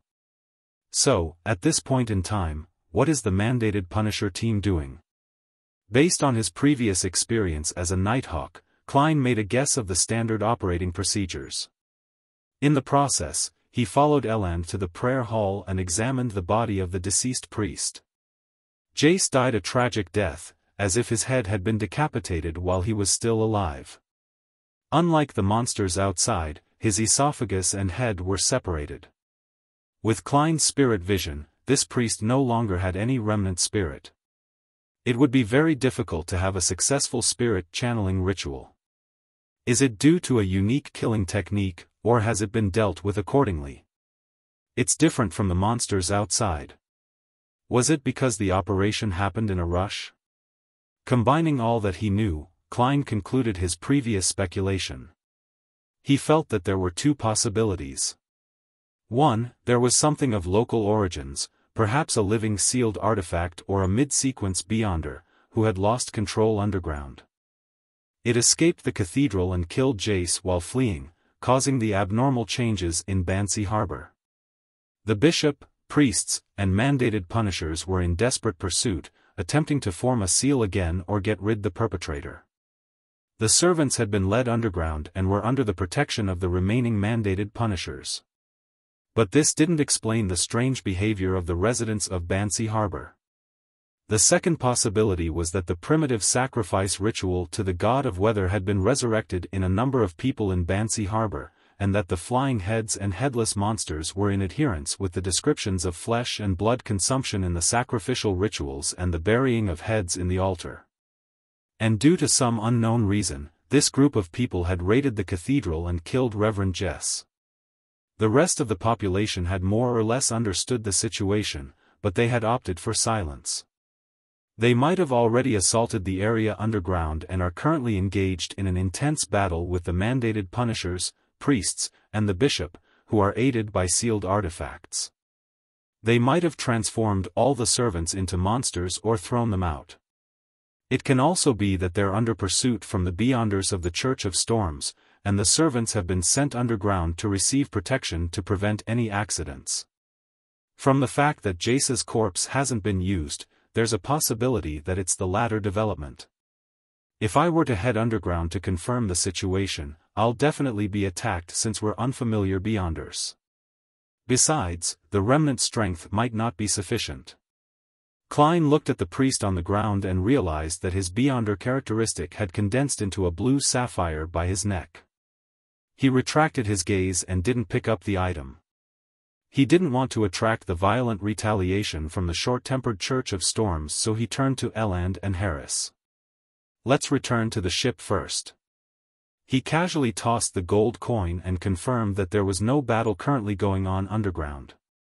In any case, regardless of whether there were any mandated punishers present, the cathedral grounds were no longer suitable for prolonged stays. After all, Klein wasn't sure if his guess was right, and he could only make the safest choice. All right. Eland had no desire to stay here either, being in a situation where he waited nervously for any changes to befall him. As long as he returned to the White Agate, he would have many cannons and many sailors that could withstand accidents to a certain extent. After a short rest, the group left the cathedral. With the addition of Eland and Harris, the team's defense clearly became much tighter. Klein no longer needed to toss the copper whistle to attract the monsters, so he stuffed it back into his pocket. Shall we send a telegram to the Church of Storms headquarters to report on Bansy Harbor? After a few steps, Eland made a cautious suggestion. This way, even if there were major unforeseen events, as long as they held on, they would eventually be saved. Klein didn't object. Walking through the thin fog ahead of him, he calmly said, "We'll pass by the telegraph office." Phew. Blazing Danitz breathed a sigh of relief, then his heart skipped a beat. He was afraid that the Church of Storms would perform investigations and discover that an infamous pirate had played an important role in this matter, and by then, he would probably still be trapped on the White Agate. Although I saved people, the mandated punishers aren't friendly to those who don't belong to them, especially when I'm a pirate. Stumped for a moment, Danitz decided to get over the immediate danger before considering other matters. After walking for a while, they saw the telegraph office in sight. A faint yellow light suddenly emerged from the side street and approached them from the depths of the fog. It was a middle-aged man carrying a lantern. It was a middle-aged man carrying a hurricane lamp. He wore a dark blue bishop robe embroidered with the symbol of the storm. His head was bowed and his face was pale. He was wheezing as he staggered while walking. Eland focused and blurted out, "Bishop Millet?" The middle-aged man looked up, raised his hurricane lamp and said, "Eland, is it?" At this moment, Klein took a step back, letting Eland stand out. He didn't wish for the bishop of the Church of Storms to pay notice to him. Danitz even shrunk his neck back, using Ertie's plump body to block himself. "Yes, Your Excellency. Jace is dead." "What happened?" Eland wasn't a novice, so he didn't directly step forward. Bishop Millet coughed and said, "An old custom has been revived, and a group of heathens with dirty blood running through their veins are beginning to offer live sacrifices and are consuming their flesh and blood. Jace noticed that they were problematic and ended up being killed by them. The matter can no longer be covered up. They used the sacrificial ritual to change the weather and tried to attack the cathedral. They were defeated by the mandated Punisher and fled to the mountain. They escaped to the cave where the altar is. I was injured in combat. Without being able to hold out much longer, all I could do was slowly make my way back. Just as he finished speaking, a bright ball of light burst out of the distant fog, as if countless bolts of lightning were striking down. With the help of this light, Klein and the others could see the fog-covered mountain range by the shore, as well as the peak which was connected to thunderstorms. To a certain extent, this confirmed Bishop Millet's claim. Eland was about to step forward to support the Storm Bishop when he saw Gehrman Sparrow take out a gold coin and mutter in a low voice, "He has ill intentions." Ding! The gold coin flew up and then tumbled in the air before landing in Klein's palm, heads facing up. It meant a positive result. Bishop Millet stared straight at this scene, his light brown eyes suddenly flashing with a dark red light.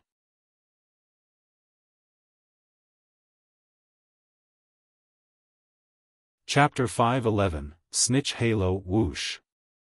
A strong gale blew out from Bishop Millet's body, lifting up his dark blue bishop robes. Crack! Crack! Crack! Crack! Crack! The branches of the nearby trees snapped as they flew into the air. Donna's body involuntarily rose a few meters into the air before being thrown out several meters. Her body ached all over when she fell to the ground. It wasn't just her, Cecile, Denton, Timothy, Harris, and the others were all blown up by the wind and landed in different spots. Only Cleves, Teague, and Erdy, either because of their training or abnormally heavy weight, staggered to the ground and tumbled a few times. Eland, who was facing Bishop Millet directly, did a series of retreating and backward somersaulting actions, dodging the incoming blow from the wind. Klein and Danitz didn't attempt to resist it head-on, instead, they flew backward like kites. Although they looked like they were about to collapse to the ground, they ultimately managed to keep their balance. As soon as the hurricane stopped, 6 figures emerged from the dispersing fog. They were all wearing black cloaks and were headless. Left with only bleeding necks, their hoods were supported up by the eddies of the hurricane. Gasp! Gasp! Their throats emitted the low grunts of a beast like the moment before they were ready to attack. So. A series of thin and sharp wind blades shot out, leaving a clear and deep rift where Klein was somersaulting. Tap! Tap! Tap! From both sides of the lantern-wielding Bishop Millet, whose dark blue bishop robe had flared up slightly, 6 headless men rushed at Klein, Eland, and the others, stomping on the ground until it trembled. One headless monster is already hard enough to deal with, but now there are 6 of them. And there's even a bishop who's obviously corrupted. When Blazing Danitz saw this scene, he couldn't help but feel his scalp tingle. At this moment, a bronze beam streaked past his eyes and shot into the distance. Dang! Dang! Dang! Azik's copper whistle dropped to the ground and bounced a few times. With a whoosh, the 6 headless men changed direction at the same time, rushing towards the location where Azik's copper whistle came to a stop, leaving Bishop Millet standing alone in his original spot. Klein seized the opportunity, lifted his left hand, tearing off the sun brooch inside his coat, and threw it to Captain Eland who was closest to him. He shouted succinctly, "Inject your spirituality." 5 seconds. Holy water. After saying this, he ignored his silk top hat that had been blown away, and instead, he bent his body, dashing towards Bishop Millet in a zigzag manner. So. One after another, wind blades were shot out in close succession, all of them aimed at Klein. In a flash, the ground showed signs of being cut and slashed. Klein either somersaulted, lunging forward, or jumping up by supporting his body with his hands to avoid the first round of concentrated fire. The dark red light in Bishop Millet's eyes grew brighter as he raised his hands. So.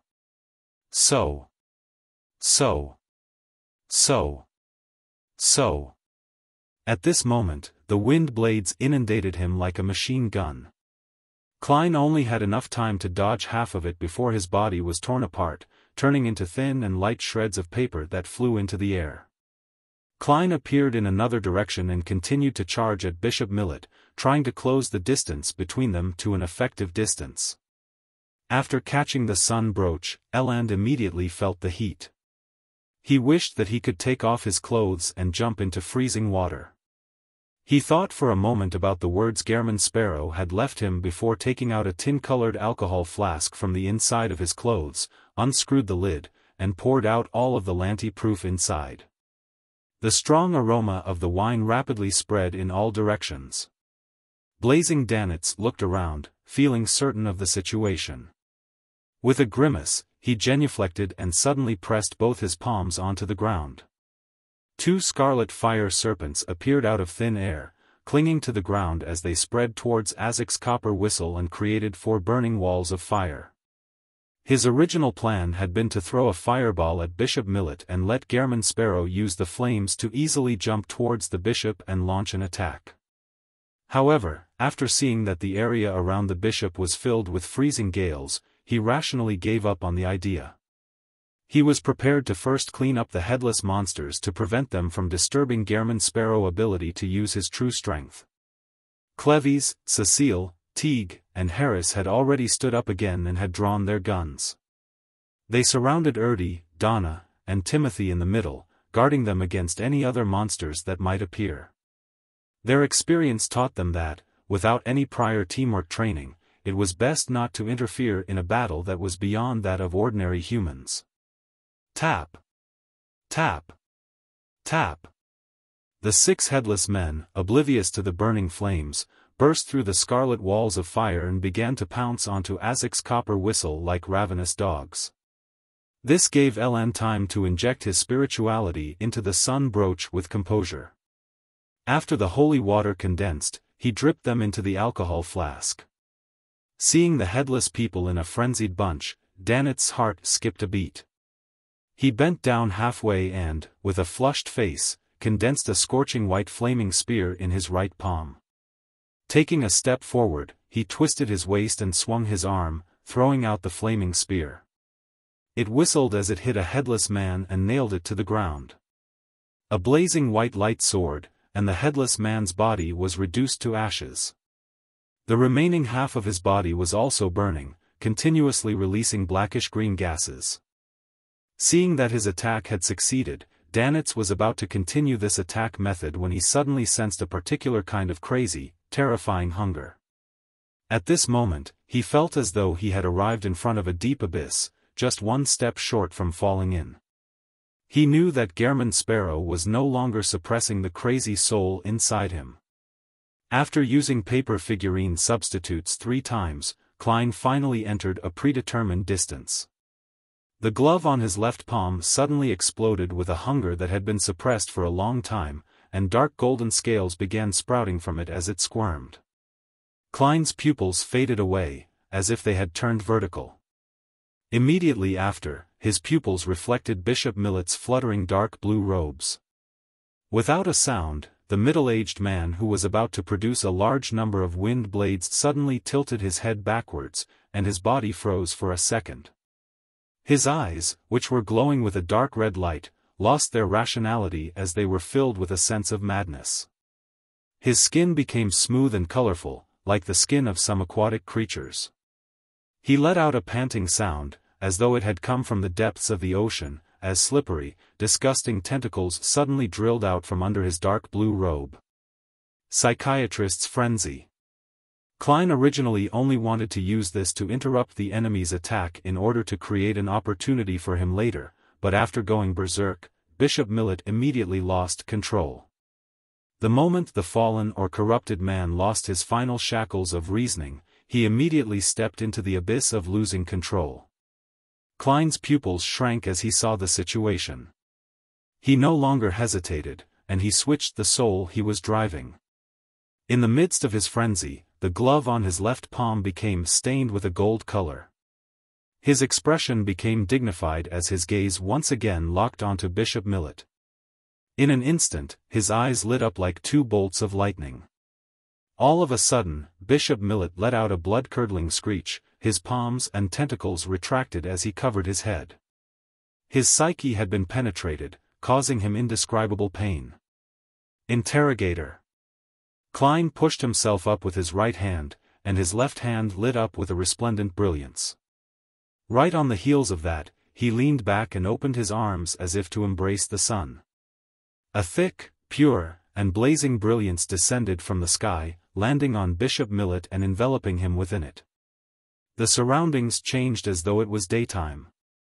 The strong gales came to an abrupt halt.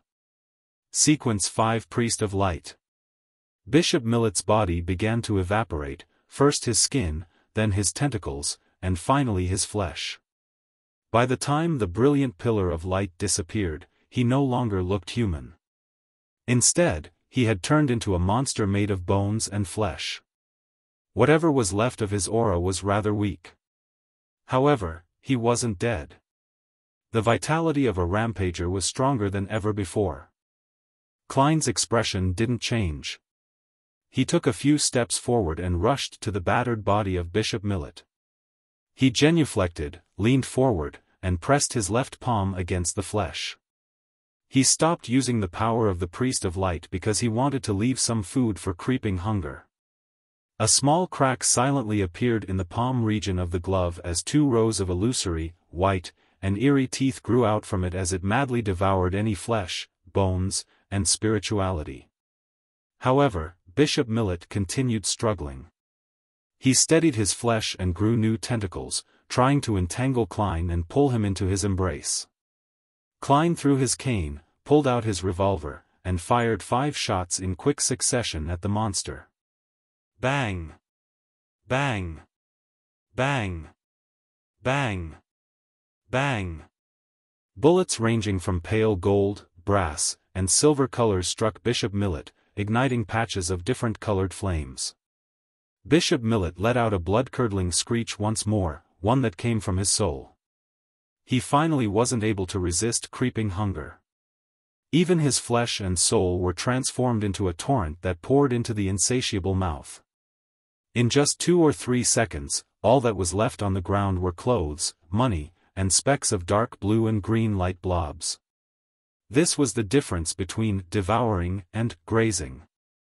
Klein wanted the latter more, but there was no other food around.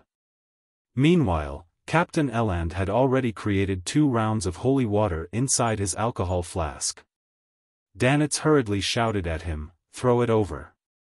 Without hesitation, Eland threw the alcohol flask towards the headless men who were still vying for the copper whistle. Ahem. Danitz cleared his throat and stood up straight. He leisurely inserted his left palm into his pocket and pushed forward with his right hand, quickly forming many scarlet fire ravens around him.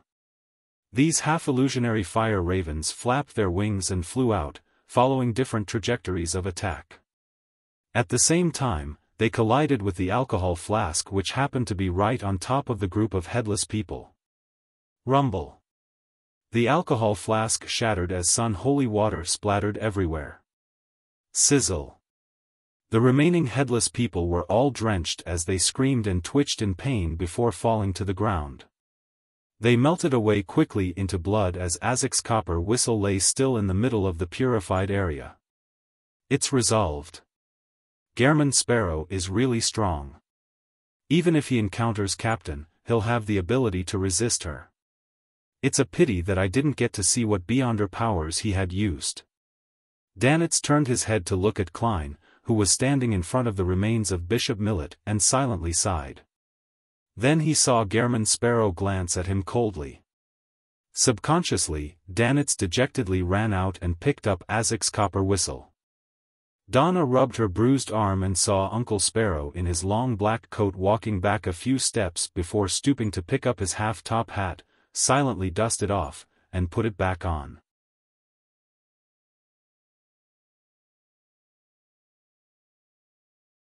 Chapter 5:12, The End of Things.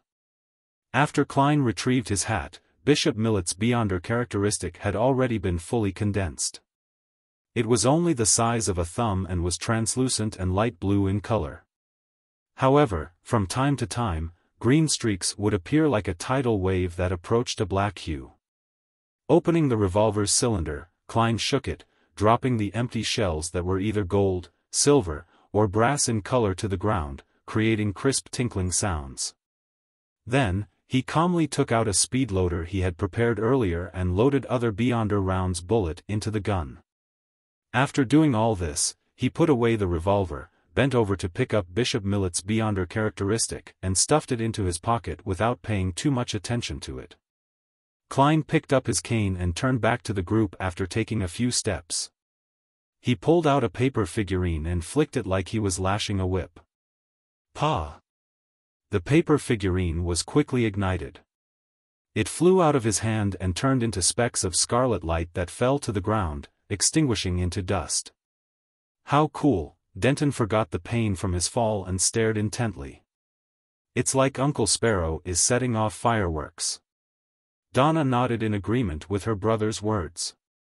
After using paper figurine substitutes to interfere with the information and traces in the area, Klein looked in the direction of the way back and said calmly and concisely, "Leave this area." With that, he turned around and walked away at a leisurely pace. He took the sun brooch and Azik's copper whistle from Eland and Danitz respectively. Erdy and the others didn't make useless comments, nor did they cry out in pain. They followed quietly behind. In the battle just now, they had fully witnessed the uniqueness of Beyonders, especially Danitz's flaming powers. It was the most eye-catching and obvious. It left them a deep impression, making them fully realize that this wasn't something ordinary people could intervene in. All they could do was abide by the instructions and follow closely behind. Only by doing so could they guarantee their survival. Compared to Danitz, the battle between Klein and Bishop Millet mainly involved invisible wind blades and the truly intangible psyche domain. Other than the holy light that seemed to descend from the gods and the frightening sight of Bishop Millet's loss of control, the entire battle seemed completely calm, so it didn't deliver a shock to the onlookers. As they passed by the area they had just been in, Cleves, Cecile, and the others suddenly stopped in their tracks. They saw the ground covered with dense cracks everywhere. They instantly understood one thing, and that was that Gehrman Sparrow's battle with the fallen bishop was many times more harrowing than the other performance. A sense of horror and security arose at the same time as all of them quickened their pace. 20 or 30 seconds later, Klein stopped on the street outside the telegraph office.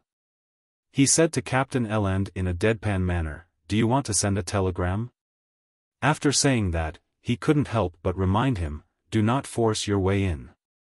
All right. On this strange night, Eland was just as cautious.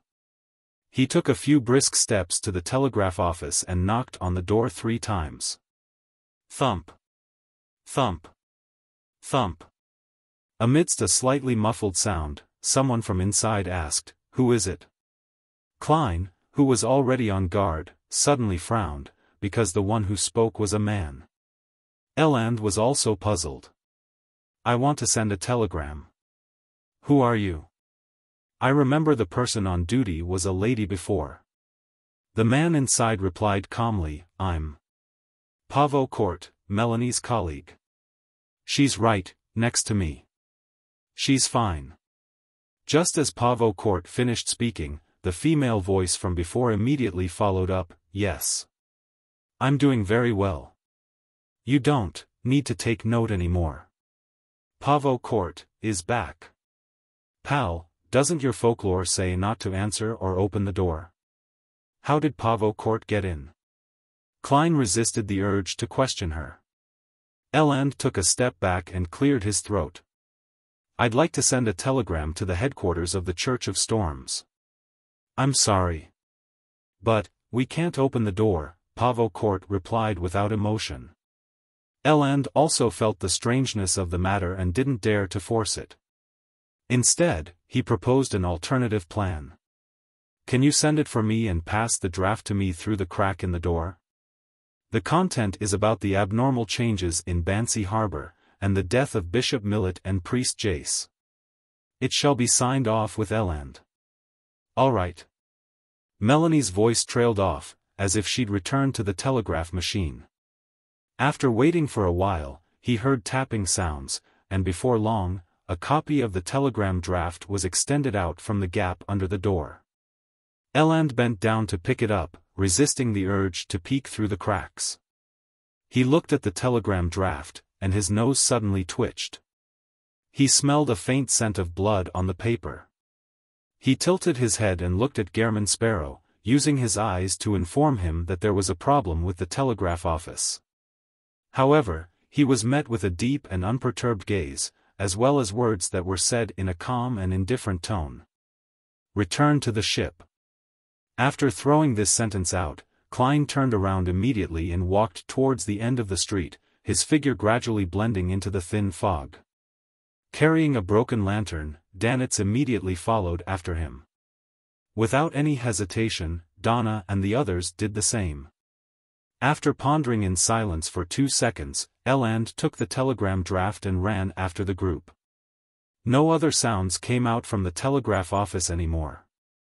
It was unusually quiet. Perhaps due to the extermination of the fallen Bishop Millet, Klein and the others didn't meet any more headless people in black cloaks on their way back. Moldy heads were only seen twice, and they were easily dealt with. After walking for an unknown length of time, they finally saw the dock and the white agate which had candlelight seeping out. This sight made Erdi and the others regain their strength.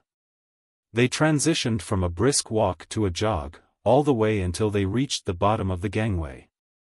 Klein stood guard below them with his blood-stained cane until everyone was on board, then with a tug, he jumped and arrived on the deck with just a few steps. At that moment, Eland had already begun to gather his first mate, second mate, bosun, gunner commander, and other subordinates. He got them to gather the sailors, adjust the cannons, and prepare to depart at any moment. Although leaving the port at night had non-trivial security risks, it would be the best way to avoid danger if the situation worsened. Uncle Sparrow, Donna held her brother by the hand and trotted to Klein's side, plagued by a bellyful of questions.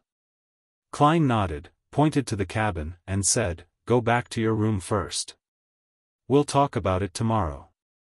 The danger hasn't been averted." Donna nodded obediently.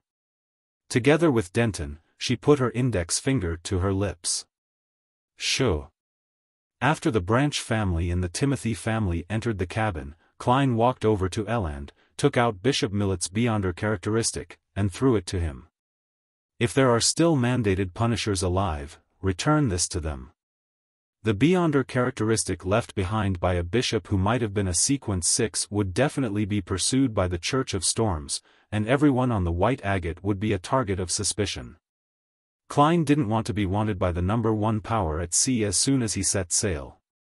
If none of the mandated punishers in Bansy Harbor survived, and if reinforcements from headquarters would take a while to arrive, leaving Klein plenty of time to deal with the matter and leave, then he would surely be reluctant to return it and would find a reason to get it back.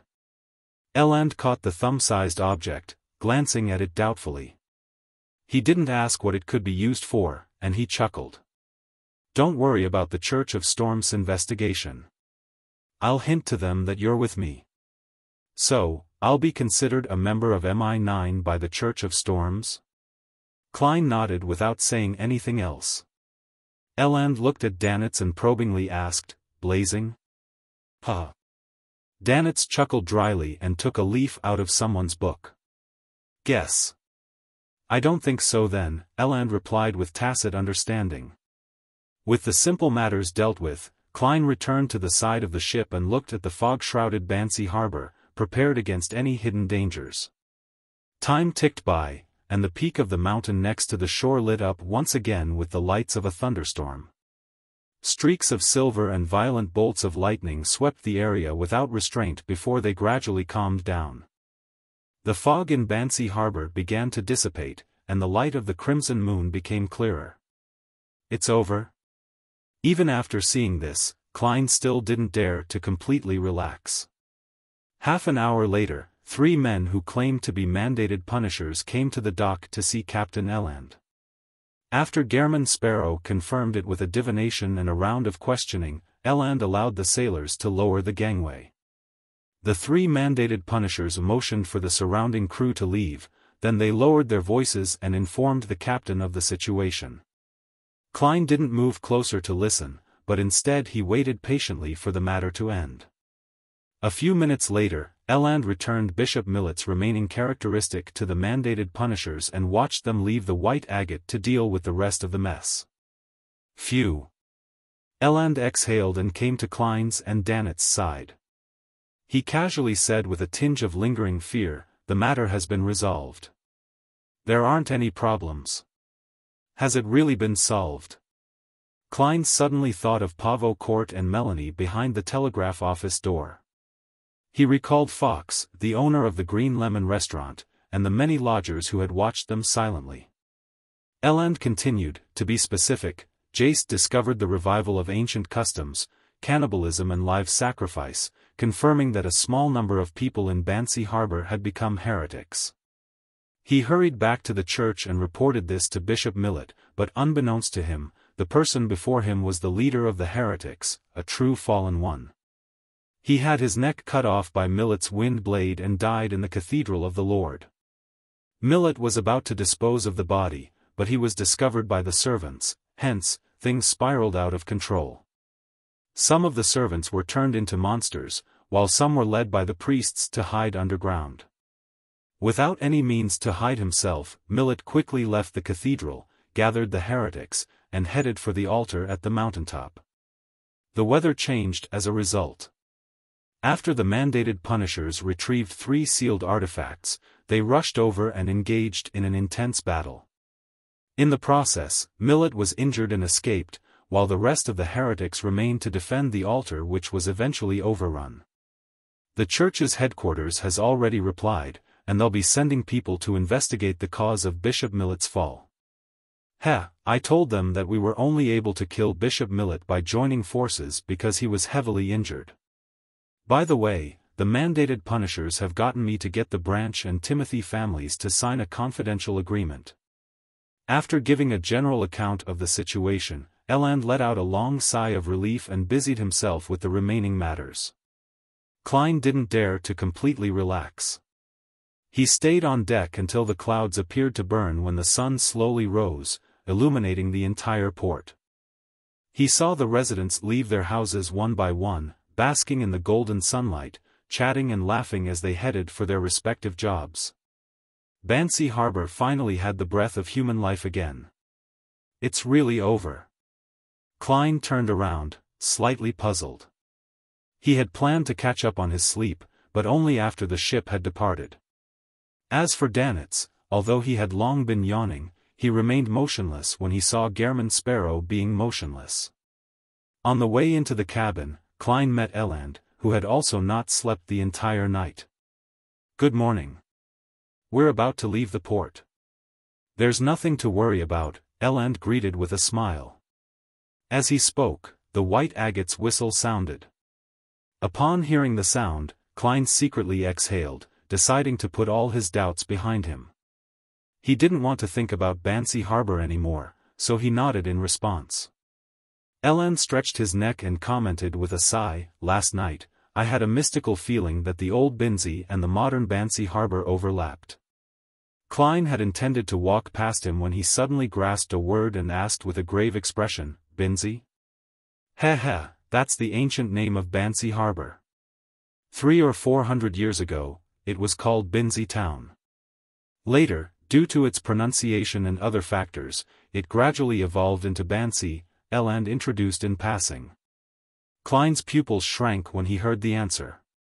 He remembered very clearly that the evil spirit in Backlund's underground relic had once mentioned that if one wanted to find one of the founders of Rose Redemption, the former king of angels, Medici, and his descendants, one could go to Bansy Town to try their luck. Bansy. Klein's heart seemed to freeze over, inch by inch. A chill radiated from the depths of his bone marrow.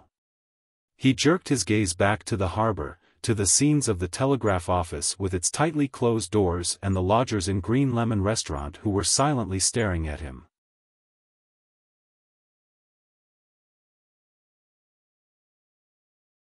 Chapter 513, Intimidation. If I had probed deeper, then there might be a high probability that I would have attracted the Rose Redemption or even a hidden Red Angel. There were several times where I danced at the edge of a cliff. Luckily, I managed to restrain my impulse and curiosity about the weird situation at Green Lemon restaurant and the telegraph office. Klein retracted his gaze, finding the sun brooch inadequate in keeping his back from oozing with a layer of cold sweat. Compared to the arrival of the true creator, this unknown and undetonated situation was much more horrifying. At least, Klein couldn't help but imagine what would have happened if he kicked the telegraph office's door open, or if he went around to the back, flipped the window, and entered the room. He constantly imagined all sorts of strange and terrifying scenes, which frightened himself quite a bit. At the same time, he decided to produce some holy water for the passengers who had eaten at Bansy Harbor last night, in order to avoid any remaining dormant dangers. What's wrong? Eland sensed Gehrman Sparrow's abnormality. I just remembered something. Klein used his clown's powers to keep his facial expression normal, but inside he was glad that he didn't take the risk last night and had now successfully left Bansy Harbor. As for the secrets of Rose Redemption and the King of Angels, he only had one thought in mind: quickly report it. If he didn't report it, was he allowing them to usher in 1351's new year? If he chose to hide the truth and wait until he had a sufficiently high sequence or enough strength to explore and reap the corresponding benefits, then Klein felt that he would feel very guilty and end up carrying a heavy burden if something happened during that time, causing the danger to be triggered prematurely, or if the remnant heretics would cause the death of one innocent passenger after another. That would only push him closer to losing control. Of course, reporting the matter needed to be done in a correct and astute manner. Klein wasn't foolish enough to tell Eland directly or write an anonymous letter to the Church of Storms, which would then lead to a lot of trouble. First, the authorities would definitely investigate Gehrman Sparrow's background, and things could be easily exposed if thorough investigations were made. Secondly, this identity might be exposed to the Rose Redemption, which might attract a King of Angels' pursuit. What Klein intended to do was to use the world to mention the anomaly in Bansy Harbor when the tarot gathering was held in 2 days. He would then have the fool to lightly allude to Rose Redemption and a King of Angels. As a member of the Church of Storms, the hanged man would naturally know what to do next. This would be a chance for him to perform a deed of merit. As for the blood of the direct descendants of the Medici family, Klein didn't even consider it, because neither he nor Miss Sharon had the intention of rescuing the evil spirit in the underground relic. Noticing that Gehrman Sparrow obviously didn't want to mention his past, Eland chuckled, took out a small black wooden box, and tossed it over. Klein reached out and caught it, using his eyes to express his puzzlement. The bladder of the murloc. It can be used to make items. It's very useful at sea. The beyonder ingredient of a murloc. Worth more than 150 pounds. The captain sure is generous. Klein had almost forgotten how Gehrman Sparrow should react. Fortunately, he had a lot of experience in acting. He immediately sank his face and said, "I didn't save you for a reward." Eland laughed and said, "I'm not giving you this in return for saving me. Aren't we friends now? Isn't it normal to help a friend make up for his shortcomings when he doesn't have such items?" What he said makes sense. There's no way to refute him at all. Klein held onto the small black box and remained silent for a few seconds. Finally, he nodded. Eland covered his mouth as he yawned before taking off his boat-shaped hat. "I need to return to my room to catch up on my sleep. See you at noon." Klein waved politely and led Danitz towards room 312. He saw that Donna and Denton were up early and waiting at the door. "Uncle Sparrow, what's that in your hand?" Donna asked curiously. Klein didn't say anything and directly opened the lid of the small black box. The interior was lined with a layer of black velvet, and sitting in the middle was a round, gem-like, transparent object. It had a blue, aqueous luster that swirled outwards. That day, the Murlocs. Denton thought for a moment. Bladder. At this moment, at Klein's signal, Danitz opened the door. Donna walked in briskly while stretching out her hand from behind her. She held a thick wad of cash that were a mix of £10 and £5 notes. My father, my mother, Uncle Clevy's, and Uncle Timothy's family asked me to pass this to you. A total of £150. Donna smiled sweetly. They said that this isn't enough to express their gratitude, it's just to replenish the supplies you used. Those things are expensive, right? Still all right. Klein thought for a moment, then he accepted the £150 gratuity so that Erdy and other ordinary people wouldn't feel uneasy. Seeing Uncle Gehrman Sparrow put the cash and the small black wooden box into his pocket, Donna was relieved that she had finally completed the task her parents had handed her. She quickly got into character and found her true intention for visiting. She asked curiously and fearfully, Uncle Sparrow, what kind of monsters were those last night? Are ghost stories true? Were you born with the ability to jump out of the flames and let light descend? Is this magic, or witchcraft? Stop, stop, stop, you have too many questions. Klein, who couldn't stand the heat any longer, took off the sun brooch and threw it on the desk in the living room. He casually replied at the same time. They're called Beyonder powers, those that are obtained through certain rituals and potions. A lot of ghost stories have archetypes, and last night's monsters were created by an evil ritual. Ask him about the rest. Klein glanced sideways at Danitz. How magical, Denton and Donna sighed. Then Donna said, her eyes shining, Uncle Sparrow, you're just like the Superman described by Emperor Roselle. Can we also become people like you through rituals and potions? Denton nodded heavily, echoing his sister's words, and both of them felt a surge of strong anticipation. At that moment, Donna noticed Gehrman Sparrow's eyes turn melancholic. Soon after, she saw the mouth of this magical uncle open up, revealing a somewhat strange smile. Klein said in a low voice, this isn't something to be envied or anticipated. As long as you choose this path, you'll constantly be accompanied by threats and madness. You can beat them 100 times, 1,000 times, but as long as you lose once, you'll end up like that fallen bishop. As he spoke, he leaned on his cane, took off his suit, and rolled up the sleeves of his shirt. One of his arms was shriveled and wrinkled, as though he were a centenarian. The other was translucent and colorless, with a direct view of the blood vessels, muscles, and aponeurosis beneath the skin. At the same time, his face grew dense pale flesh granules that made Donna and Denton fall backward in terror and slam into the door. With thin flesh granules growing on his face, Klein maintained his smile. See this? This is madness. No. Donna and Denton almost lost their minds, stumbled through the door, and ran out. After a few steps, they fell to the ground, unable to keep their balance. How terrifying, Denton kept crying in a low voice. At that moment, they heard the door to room 312 clang shut. Donna gradually calmed down, not daring to think of Gehrman Sparrow's appearance again. The way Uncle Sparrow looked, the flesh granules had occupied every inch of his face. The way his arms were shriveled and translucent wasn't much better than the monsters of the night before. For some reason, she recalled his eyes and the words, "This is madness." Her vision suddenly blurred, and she couldn't stop the tears from rolling down her cheeks. Donna, what's the matter with you?" Denton was so frightened by her reaction that he forgot his fear. Donna sobbed and said, "I don't know.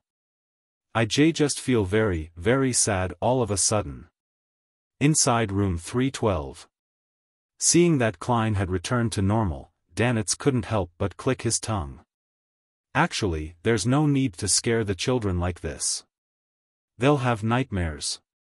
Just tell them that taking potions is dangerous.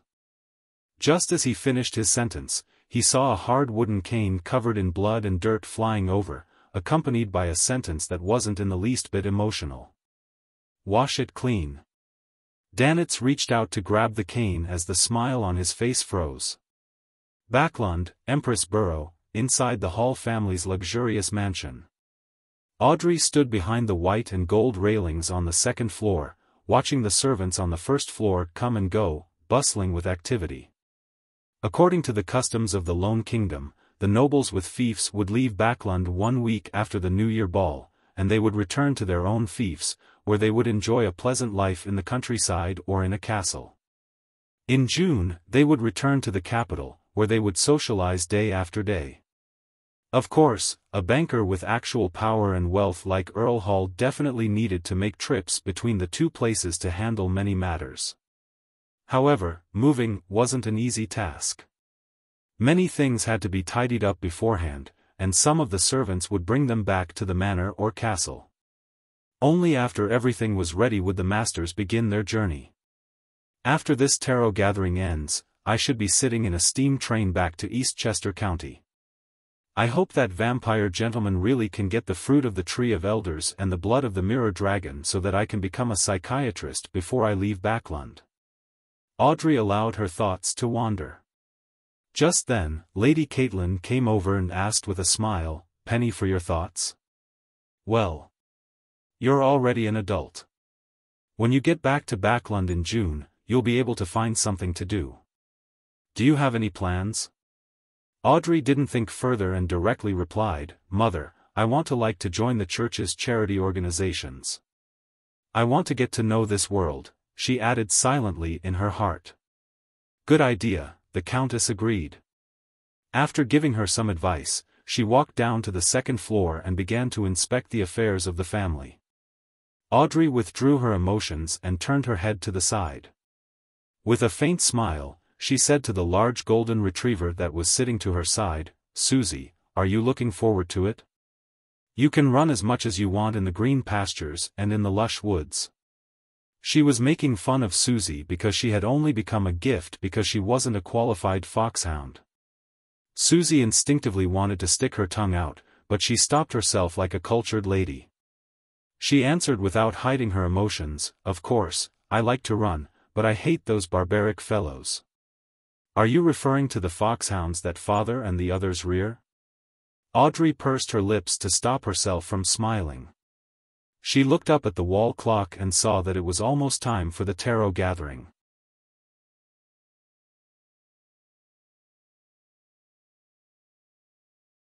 Chapter 514, Legends of Ancient Gods. Above the endless grey fog, the majestic palace stood still. Just as Emlyn White, who had arrived here once again, regained his vision, he saw Miss Justice opposite him looking at the end of the mottled long table before greeting cheerfully, "Good afternoon, Mr. Fool." Audrey greeted everyone, one person at a time, starting with the Fool and ending with the world. This order wasn't according to the seating arrangement, but by the order of the tarot cards. The Fool was the beginning that contained all possibilities, and the world was the end that represented perfect sublimation. This was a little obsessive-compulsive disorder on Miss Audrey's part, a mysticism enthusiast. It started to appear with the increasing number of tarot club members. She really is a carefree girl of stately birth. Emlyn deliberately passed a deep judgment and politely responded to the greeting. During this process, he caught sight of the sun through the corner of his eye. He couldn't help but think of the recent days when he had been studying the detailed history of the Sanguine at the home of Baron Waymandy. There are a lot of details that I don't know about. There are indeed differences between professional researchers and amateur enthusiasts, but from this week onwards, I, Emlyn White, would be a professional researcher. Baron Waymandy has never mentioned anything related to the City of Silver, so I can't ask him directly. As the secret messiah of the Sanguine who is burdened with secrets, I have to be careful in such matters. Attending class for half a day and going to the cathedral for half a day before accompanying the dolls at night seems to be a pretty good life. Emlyn's thoughts gradually dispersed. Suddenly, he frowned and realized a very important question. Why do I still go to the Harvest Church every day? Yes, as a noble sanguine, I must put an end to the things I start. There have been a lot of patients recently. Sigh, having your reputation spread isn't a good thing. Emlyn's brow gradually relaxed into a softer frown. He saw that Miss Justice had completed her greetings. He raised his hand to knock on the table and looked at her. The things you need. Audrey pressed her right hand down and made a gesture to stop him before saying with a faint smile, we'll talk about this during the transaction period. This is Mr. Fool's reading time. Based on Mr. Vampire's tone, there must be at least one of the fruits of the Tree of Elders and the blood of a mirror dragon. Audrey, you're going to be a psychiatrist soon. You're about to become a mid-sequence beyonder. Audrey's mood became increasingly cheerful, the corners of her eyes filled with smiles. She looked towards the figure amidst the thick fog and said with an uplifted tone towards the end, Honorable Mr. Fool, I've gotten another 3 Roselle diary pages, just short of 4 pages. She pursed her lips while in thought. With Miss Justice setting an example, Furs also said, Mr. Fool, I also have 3 new pages of Roselle's diary. She was also full of anticipation for this tarot gathering because her second apprentice potion had been digested much faster than expected. The dormant dangers had already been completely eliminated the day before yesterday. Derek followed immediately, Honorable Mr. Fool, I've copied some legends of ancient gods. Then, he said to the hanged man, I've also tabulated the list of monsters around the area. He really is a good child who doesn't need anyone to remind him. Klein, who had a rich harvest, sighed with emotion. Seriously, he hasn't improved at all. Even though this will lower the difficulty of me obtaining benefits, it also conceals the risk of me losing the resources from the City of Silver. Exposure is a problem that requires constant vigilance. Alger shook his head indiscernibly. Roselle's diary and the legend of the ancient gods soon appeared in the palm of Klein's hand. He skimmed through it quickly and found that 2 of the 6 pages in the diary were repetitions of the past. For example, one of Miss Justice's contributed pages matched a page which the hanged man had handed over last year. That's inevitable unless I can really teach them simplified Chinese. Klein sighed and willed the 2 diary pages to the back. The remaining 4 pages didn't contain very valuable information. Most of them belonged to the period when Roselle had lost his ideals and was obsessed with money, and the text was filled with sentences such as, what did I invent today, what will I invent tomorrow, how many gold coins can it be sold for, or, how much investment I received. It nearly made Klein lose control of his expression, wishing to smack these diary pages in Roselle's face. At this moment, Audrey keenly discovered that the Dark Emperor card had returned to the side of Mr. Fool's hand and was placed face down. So it really was bestowed to his adorer. Was it to help him complete a mission?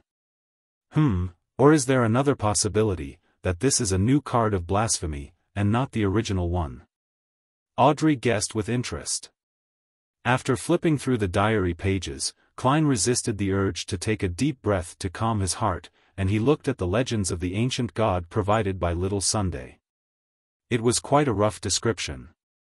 It divided the 8 ancient gods of the Second Epoch into 3 camps.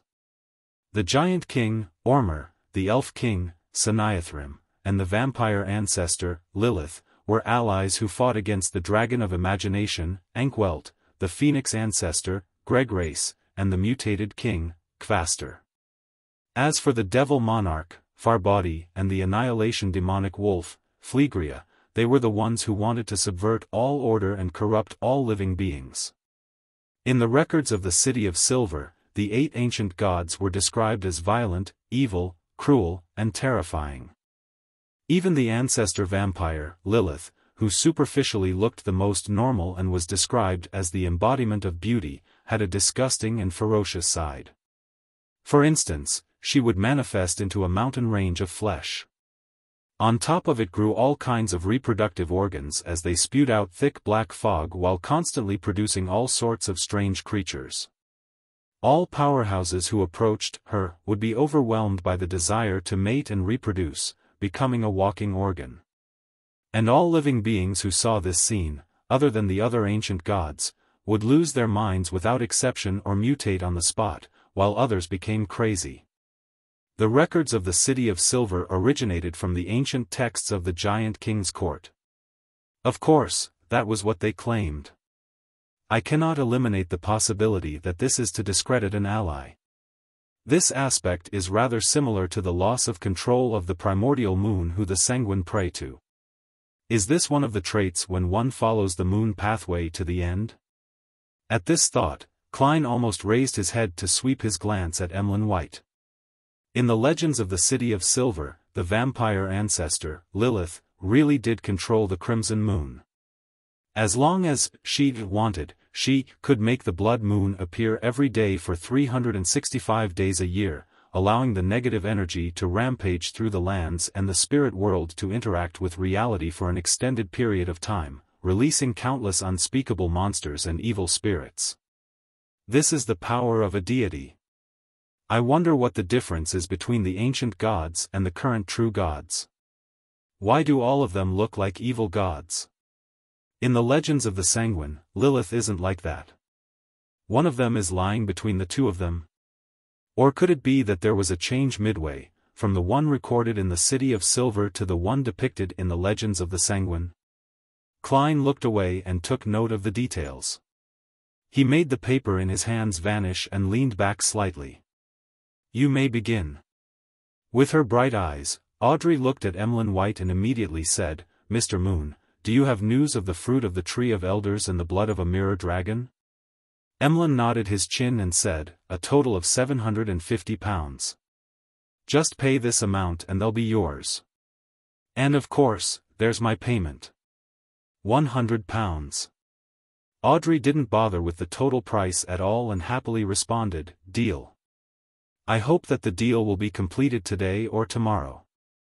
No problem. Emlyn, who was about to make 100 pounds, couldn't refuse Miss Justice's request. Awesome. Audrey lowered her right hand, clenched it into a fist, and lightly pumped it twice. At that moment, Alger turned his head to look at Mr. Vampire. Do you still want the inheritance of that sanguine baron?